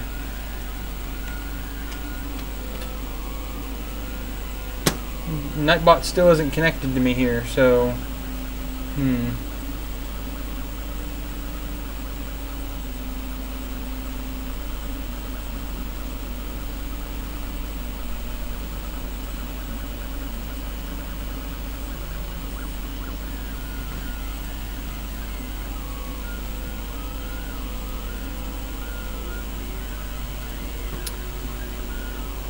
how do I change it?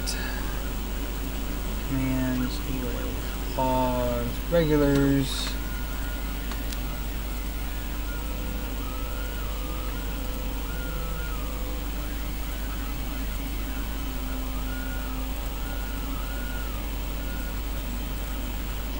Let's log out and try to log back in. Log in with YouTube. Maybe that's why I was logged in with Twitch. I have to log into YouTube with it. Maybe that's it.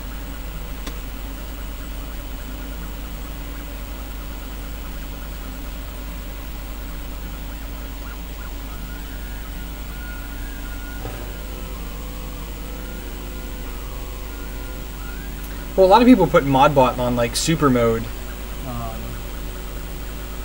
and I don't need it. I actually want it just so it can post things in the chat for me. Oh, excuse me. Man, I'm getting hungry, and it's after 2 in the morning.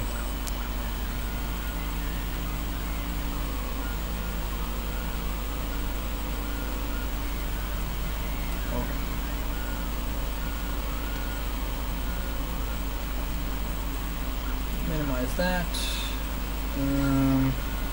We're getting there. Hang on. I'm getting there. Nightbot. Join channel. Go to YouTube dashboard. Click on the 3 dots. Add and remove moderators. And then this. Copy that. So let's go here. The 3 dots. Manage moderators. Right?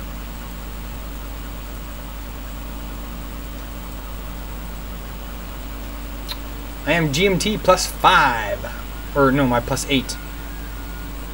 One of the other. I don't know. I'm 10 hours ahead of the states, of Eastern time, not the states. Well, see, it says Nightbot's there. Nightbot. Yeah. Okay. Save.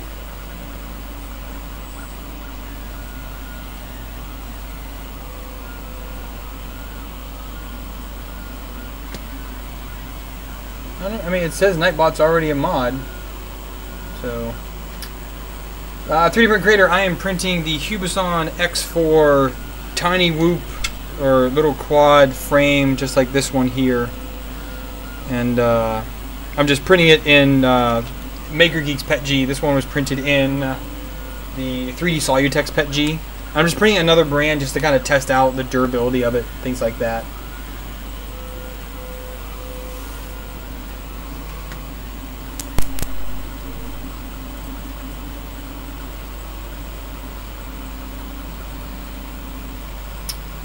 So, yeah, it says that Nightbot is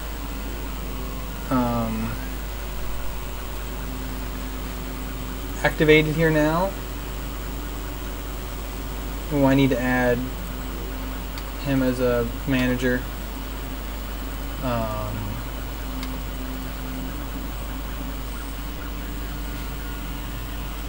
me get back. Where are we at? Let's see.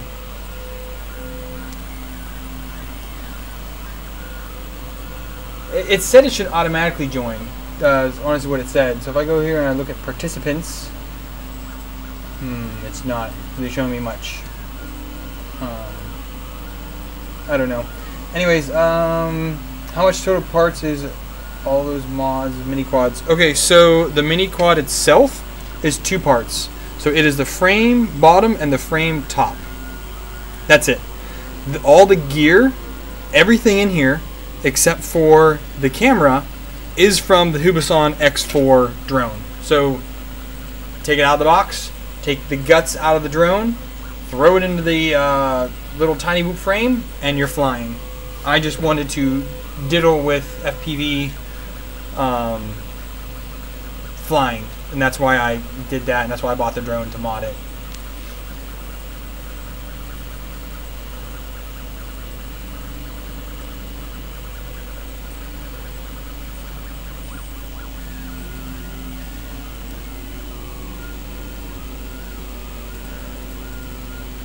It tells me I got all those viewers, but it doesn't say who the hell the viewers are.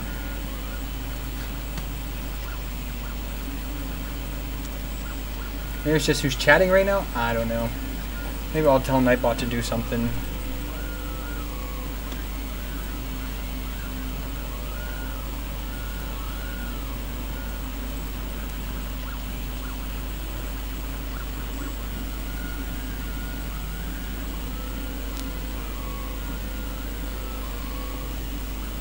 Oh, I don't know how to do that. I'm gonna need to look up how to make Modbot automatically say stuff throughout the chat.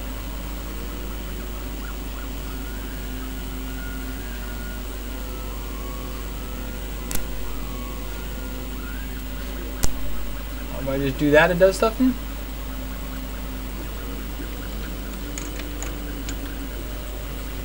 That didn't do anything. Or did I spell it wrong? Nope. When I restart the stream another day, I'll see what happens.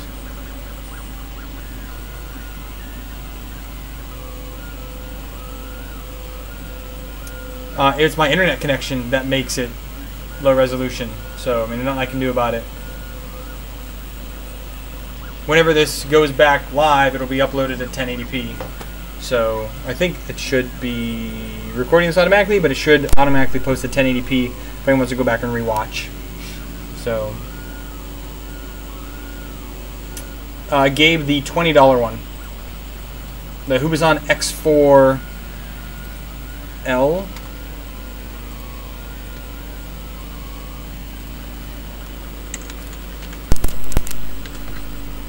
The 107L, whatever it is. Is that the FPV one? Oh no, it's the C. This is it right here. So $30 one. This is the one I have, but in black. 25 bucks. That's what I bought. Yep. See, you purchased it then.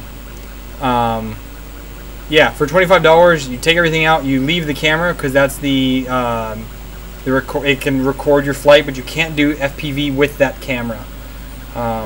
Maybe you hooked up a receiver to it, but it's not worth it. Just buy this camera here. This is the TX03. The camera is $30. So the camera's as much as the quad is, but it's a great camera. It looks great. I'm having fun with it. I'm learning everything.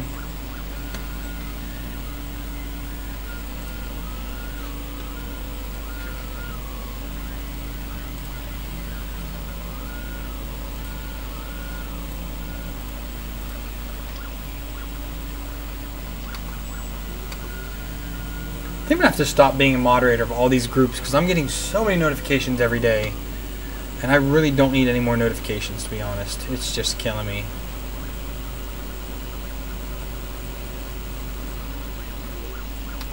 I'm getting so hungry, man.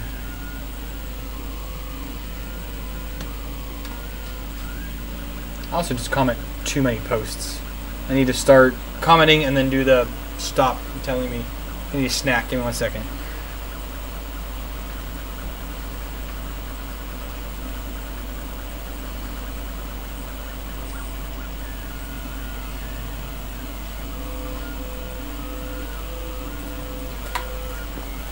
Got some Girl Scout cookies. Yay!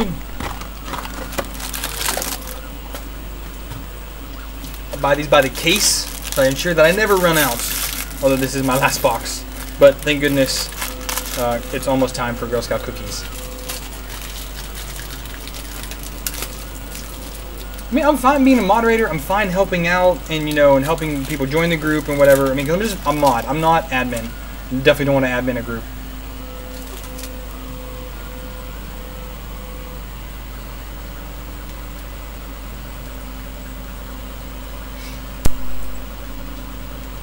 Aja? Hello? And Gabe, I have no idea what you just said.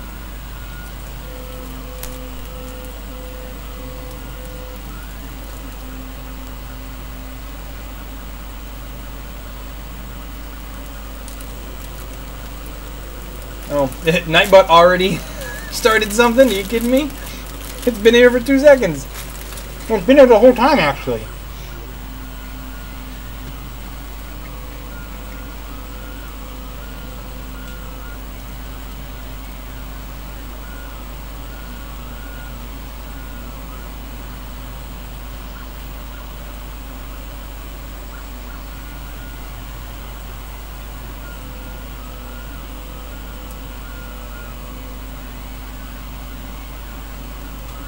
All caps. All right, let's see if I can change that. I don't know how to even change that in Nightbot, to be honest. Excessive caps. Disable. Okay. Then the caps thing will never happen again. That's disabled. Llama, what up, homie? Thanks for joining in the chat.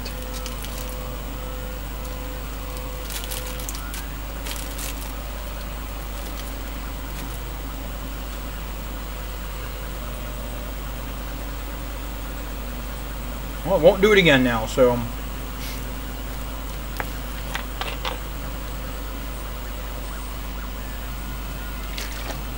Another Pepsi plug?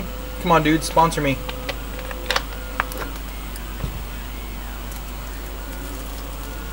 Or Girl Scouts of America, yeah, sponsor me too, come on. Cheese. Cheese? You're probably a Green Bay fan too. Ugh. I'm kidding. Green Bay's not that bad. Yes, I am printing a quad frame.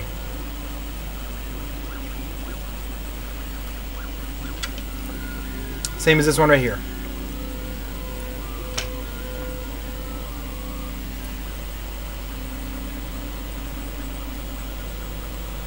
The printer that is printing is the ZilTech FT5, which I need to talk to. I guess I could put that in text. I can do that real quick. I can do that. No, where's text at? Text. Add scene. We'll just call this printer name.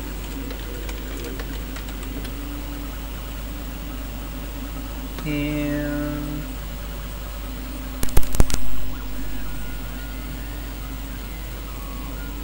FT5Zil. Google Fonts. I can match my other fonts, and I'm doing the Abel. Done. That's too big, so let's fix that.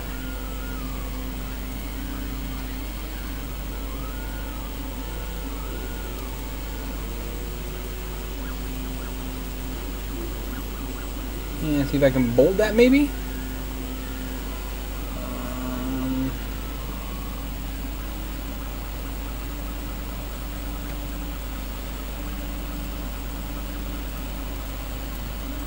Regular's the only option on that. Doggone it. Either way, there. You can see it is the FT5. That is super janky. But hey, why not?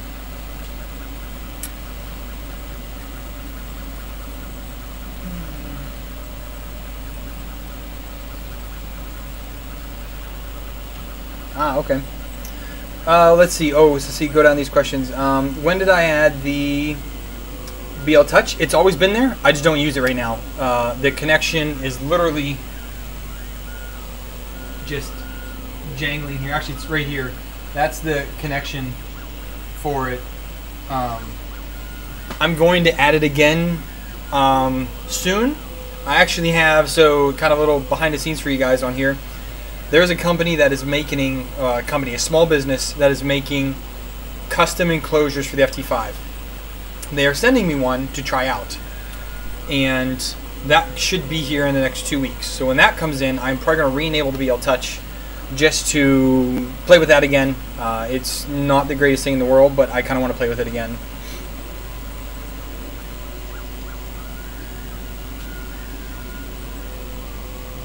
Window tag text is pretty cool.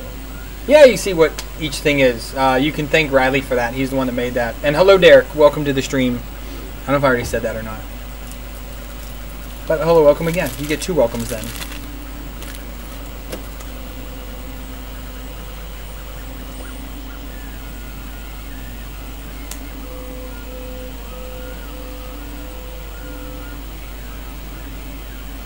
And that GoPro slider I was working on, this print right up here. There it is. Where is it? It's over there. Is printing well on the ZilTech. So far, so good. I'll have it in the morning.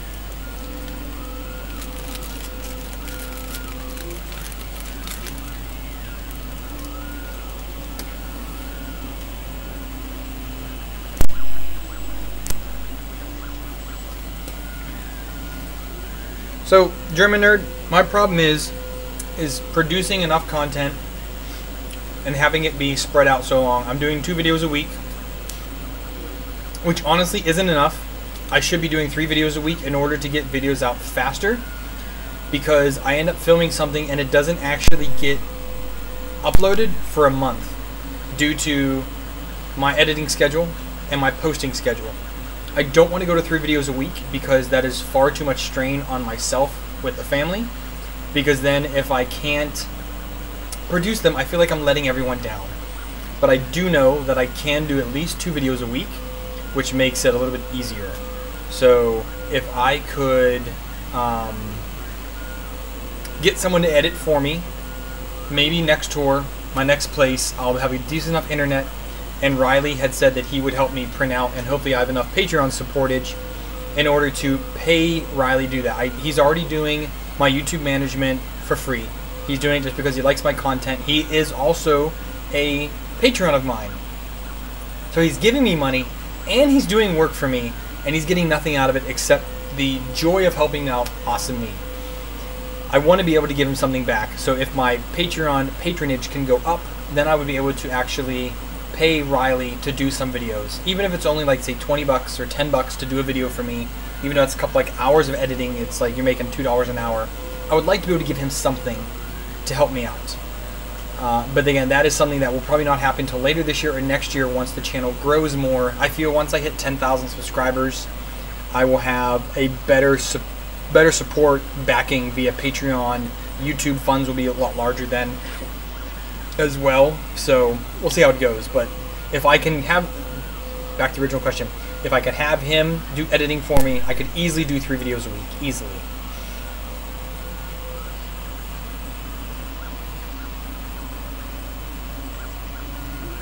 Oh, nice, Llama. That's pretty awesome.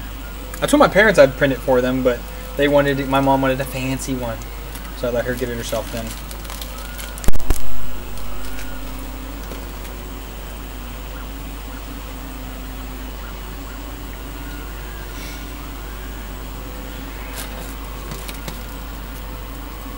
We're up to 28 peeps in here. Welcome, everyone.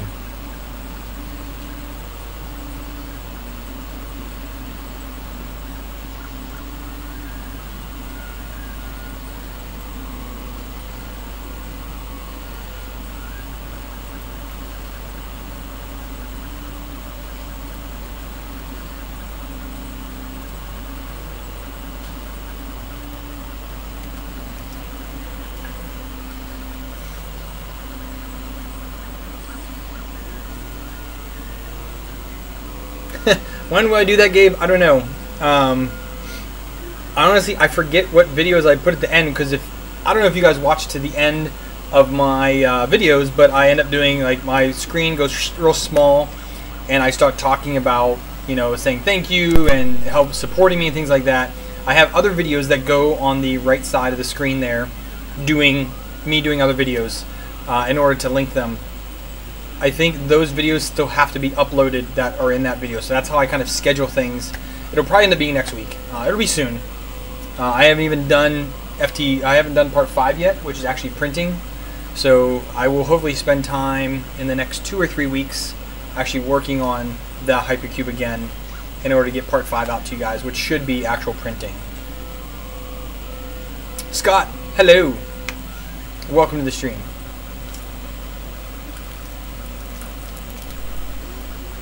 You don't get the idea of a mailbox. Where are you from, Miggy?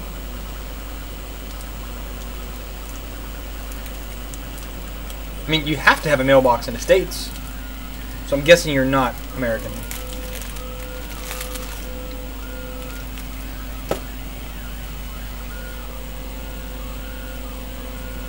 Alright, here's the deal. When I'm fat and I finish off the sleeve of Thin Mints, I'm gone for the night.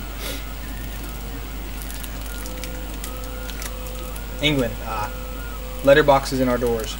Yeah, no, we don't have that. I mean, I guess if you have like an apartment or someplace like that, but you have to have a mail slot or a mailbox in the States.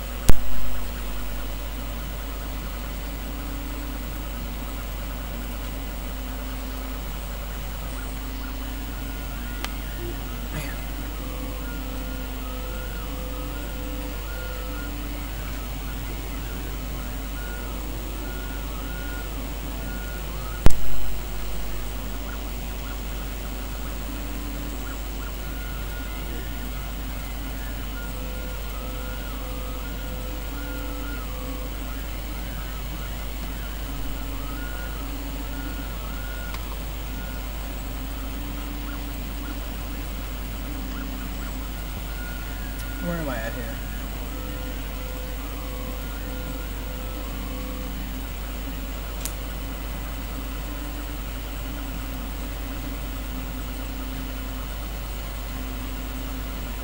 Nope, not that. Not that.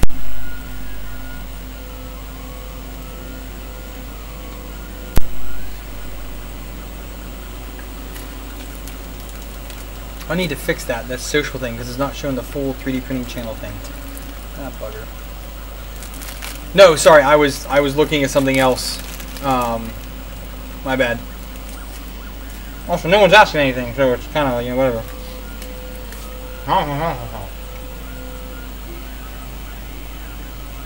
That G is so damn stringy, man.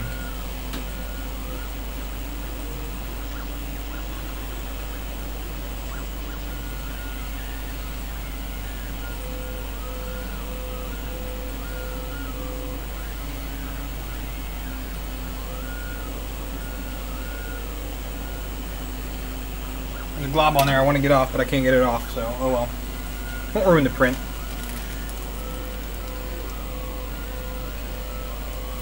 Oh, Nilla wafers were that was the shit for a while. Love that. My kids like them too.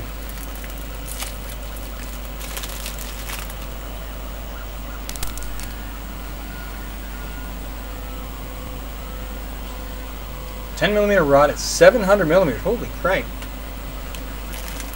Probably have to go to a supplier. I don't know if maybe on eBay would have 700mm. Probably a meter. I guess you could buy a meter and then cut it down.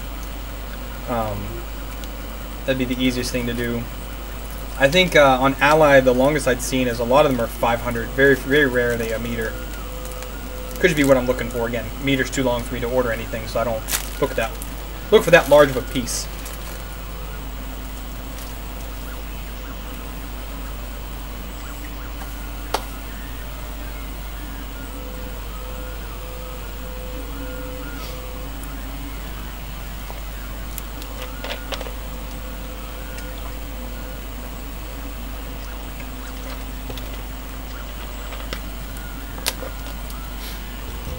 So Jacob, on your X, what are you using? Using carbon fiber or using steel?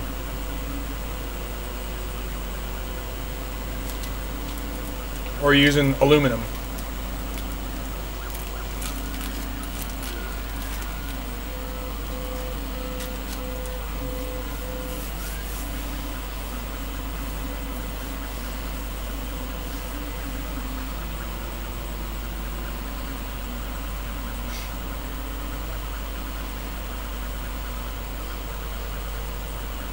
You're doing 300 by 600? Yeah, 300. Yeah.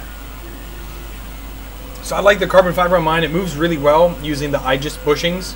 I can't complain about that.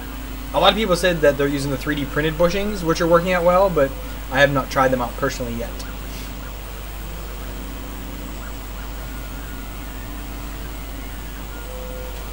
Gabe is still overseas. My job is overseas. I won't be back in the States for at least 10 more years.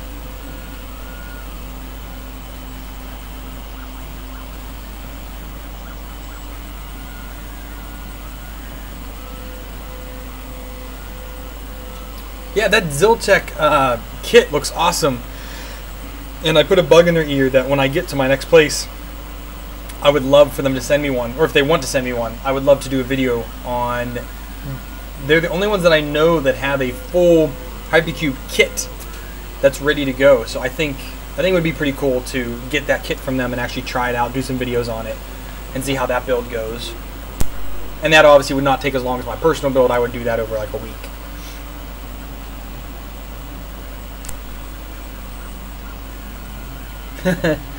Cereal.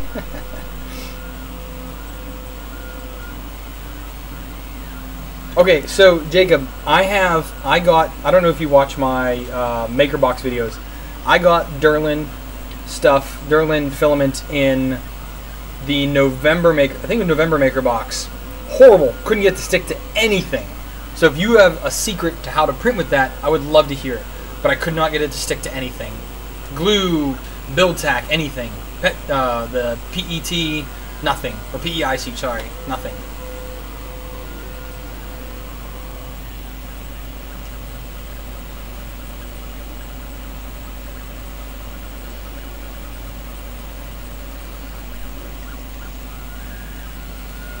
Yeah, everything's in there. Everything's in there. 300 kit for 400 bucks. You really can't beat that, to be honest.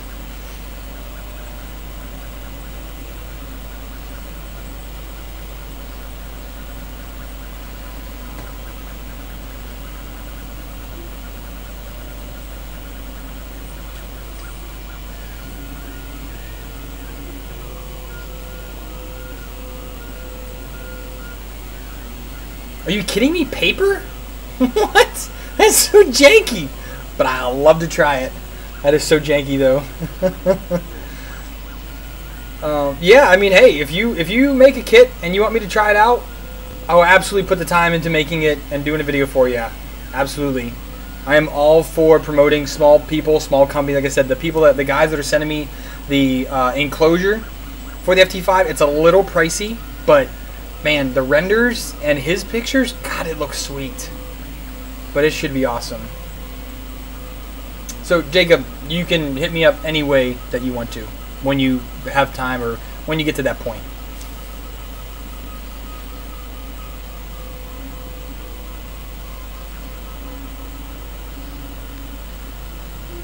I think a hypercube, from what I've seen and what I've heard, okay, so the FT5 is kind of like an, I don't want to say H-bot because it's not. It's its own type, I guess. I guess it is kind of like an H-bot. Core XY is superior to everyone and everything. It really is, because of how light the extruder head is and how easy the motors have to move in order to move the print head, and how light the gantry actually is. It's supposed to be superior to everything. I won't know until I actually get mine printed personally, but I have seen the Core XY is by far the best printer configuration out there, period. And a lot of even Chinese companies are now hopping on the Core XY bandwagon. What's that called? They do that orange printer, that orange Delta printer. Fun something, Sunflag, somebody, I don't know who it is. They do it. Tronxy has one now, which has mixed reviews on that one. But anyways, a lot of people are getting on the Core XY deal now.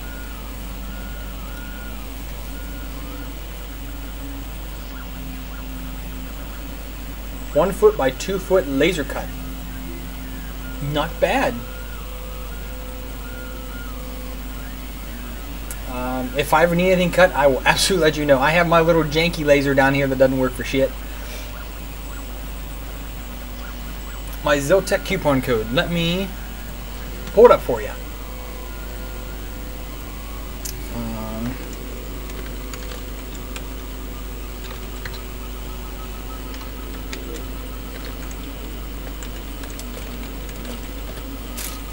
FL Sun, yes, that's it. That is it. Thank you. Sorry, I'm an idiot. And then that's the coupon code in the chat for ZilTech. Yeah, I know the FT5 is not Core XY. It's kind of more like an H-bot, kind of. But a lot of people are converting it to a Core XY. But I don't think, I think the FT5 is a little much for, you can build a Core XY the same size for cheaper than buying this printer. So I feel that you should do the Core XY from scratch, 3D print the parts, and you'd be better off, in my opinion. I like the FT5 for being the FT5. I don't need it to be a Core XY machine. Oh, okay, sorry.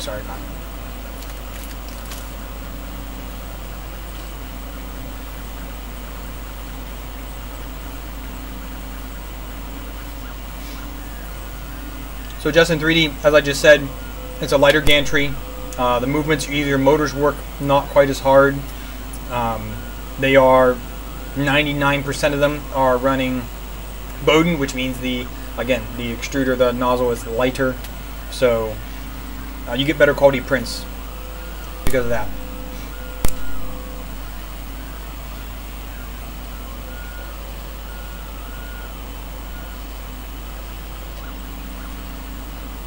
Yes, it works on the Hypercube.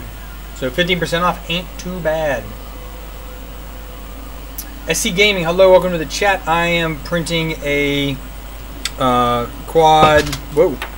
The Hubasan X4 3D printed quad frame. Scott, no, I would never convert my FT5. I like it the way it is.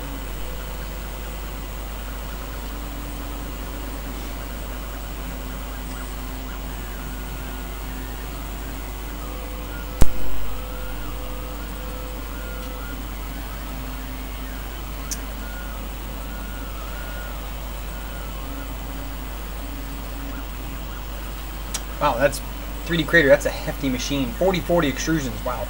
I mean, I think the 2020, I don't know why people think it's not sturdy enough. It doesn't wobble at all. I mean, hell, I can stand on it and it's not going to move. I think it's just the way people build it, in my opinion. Maggie, well, you're probably as best as I am because I've been working on the printer for 5 months. Again, I don't put a lot of time into it because I have a lot of other priorities.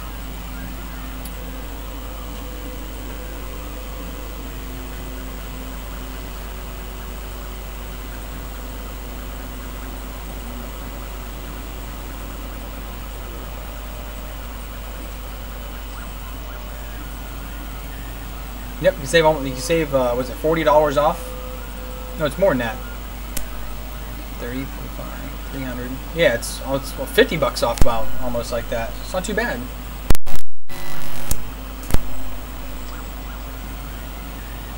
Okay, Grant. Okay, 3D Print Creator. Yes, if you were building a gigantic freaking printer, then no, you need something bigger.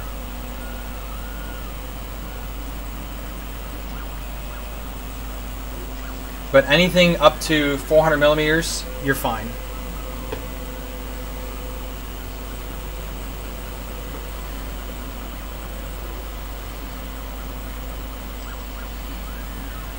And I've seen that the acrylic side panels. There's actually that that retro Hypercube on Thingiverse. I don't know if you guys have seen that.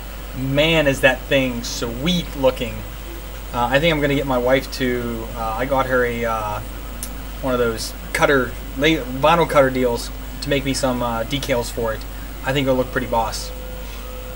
Had the parts for longer. Well, I can't help you there, Mickey. All right, down to my last 2 cookies, guys. So we've got a few minutes left. One enough.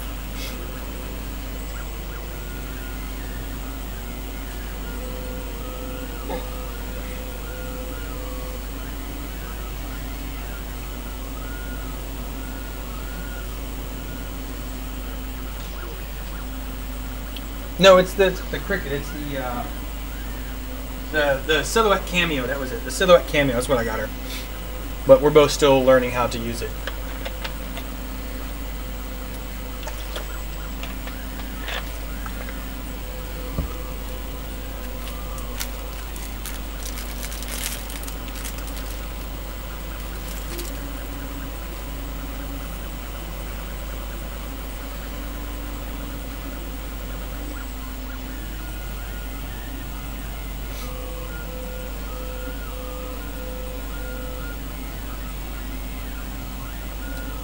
I'm only using the inside corners, and it works just fine. I mean, like I said, it's super sturdy.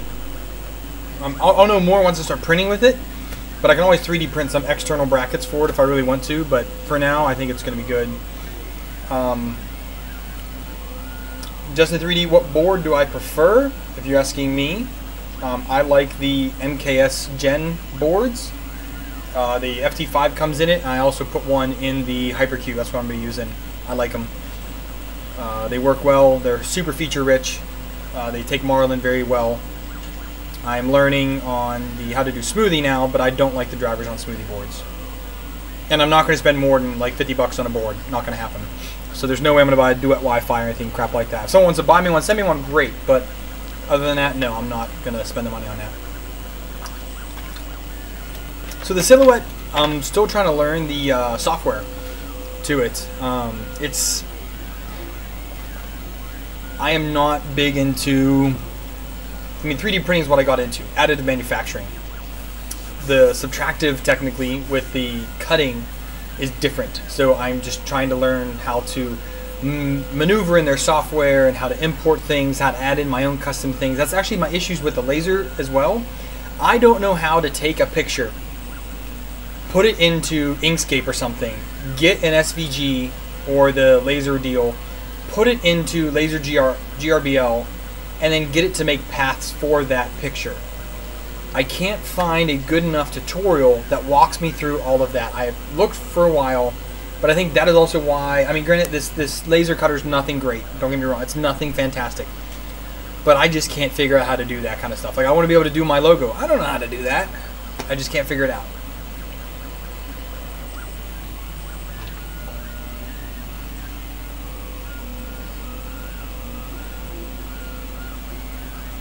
Interesting.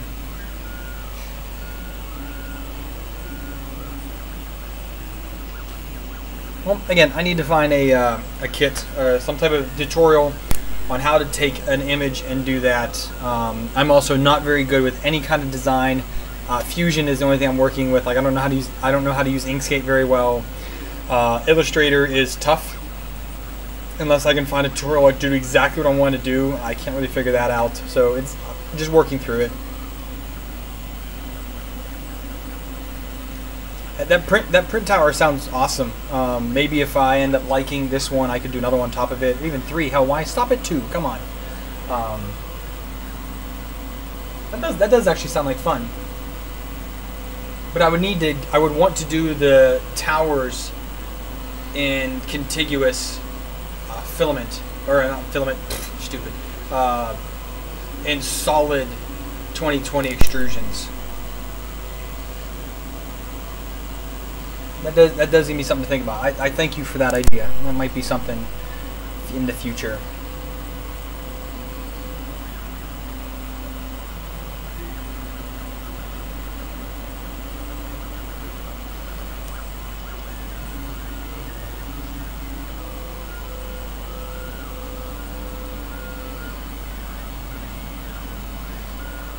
Yeah, the MKS bass I don't like at all.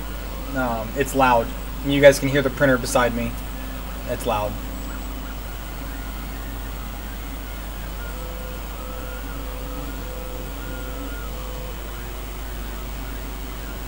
Yeah, so yeah, if you were gonna do the solid, my printer, I think it does 100. It does 215 on the Z. I talk about it in part 4. So I forget how long those are. But if I had meter sticks, that would work out much better. Again, Photoshop, not that good with it. Not at all.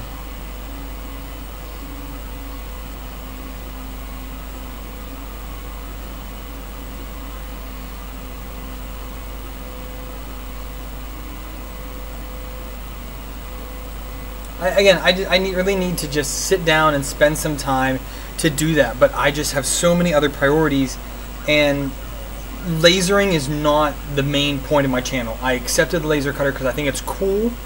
I think it could be an additive to what I do on the channel, but it is not what my channel is about. So me putting in hours and hours of time to figure out one tiny 1% of my channel's views, it's not really worth it to me. Personally, and I guess professionally, as the YouTuber in me is trying to make the channel, it's just not worth the time. And Jacob, the Inkscape trace to bitmap and then save as SVG works in theory. I honestly still can't get it to work well. And again, with the laser web, or not laser web, but the laser gerbil, again, I need to work through all that software. Is totally different than 3D printing, so it's annoying in my opinion.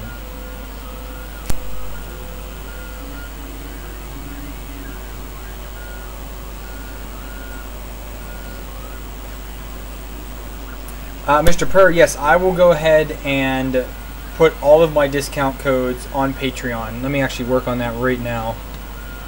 My stream health is taking a hit.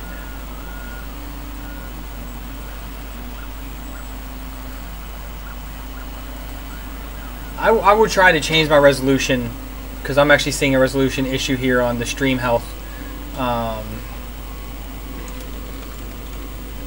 I'll go to Patreon and post those tonight or in the morning when I get up, because I'm going to have to get to bed soon.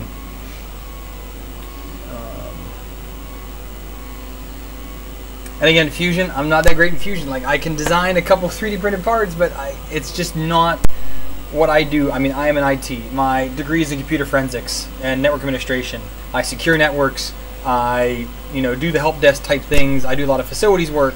So it is not what I even do for my day job. So investing all this time to learn all of these design features at night, I just don't have enough hours in the day. That's what it comes down to. Hours in the day, don't have enough.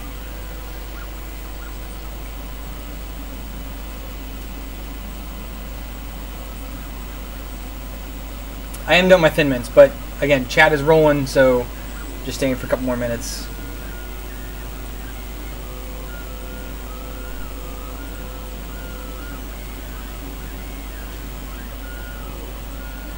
Thanks, German nerd.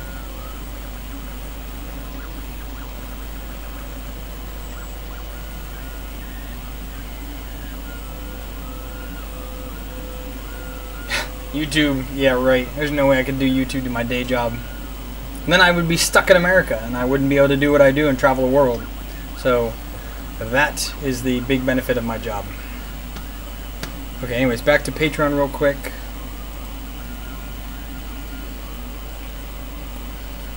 Oh, forgot to change my email for Patreon to my actual printing email.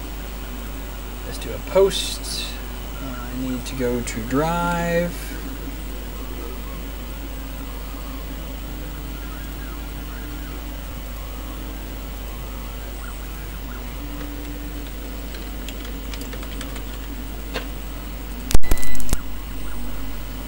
Discount code, there it is.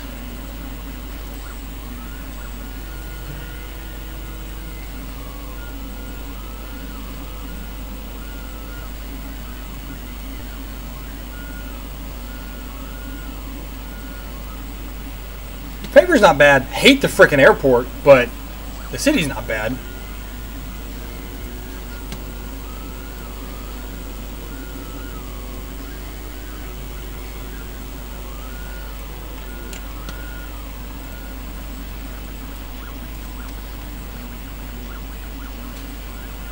Oh, that's not working out well at all.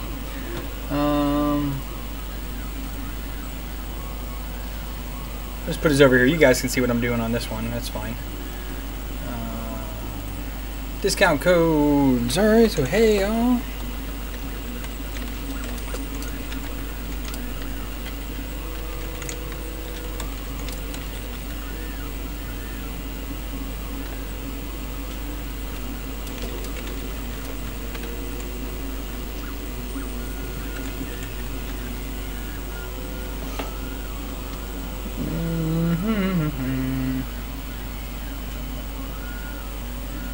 It's the hub of Europe, pretty much, so...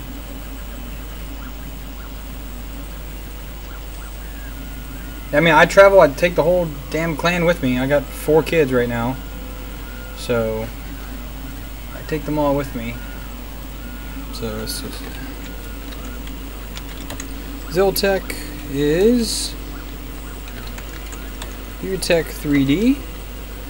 And that is 15%. Then I've got MakerBox, Fugatech, 15%. I've got FolgerTech, which is just Fuga, and that is 5%. And then we've got AIO Robotics, which is Fugatech, 5% there too.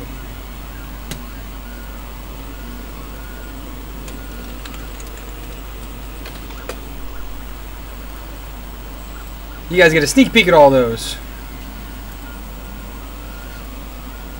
Look how nice I am. Screenshot that real quick. Scroll back, screenshot. I have more discount codes than that. I need to compile more of them though, but that's the bulk of them. Anyways, guys, yes, it is 3 a.m. I really need to get to sleep. So I greatly appreciate every one of you guys hanging out with me. We had up to 30 people going in the chat at once. It was confusing on me. I've never had to deal with that many questions at once, but I thank you guys so much for hanging out with me. It has been an absolute blast. So I hope to do this every weekend. for as long as possible, as often as possible. You know, if I got a sick kid, hey, priorities, you know, dad life. So I thank you again, guys, so much, and I will see you in the next video and hopefully in the next live stream. Have fun.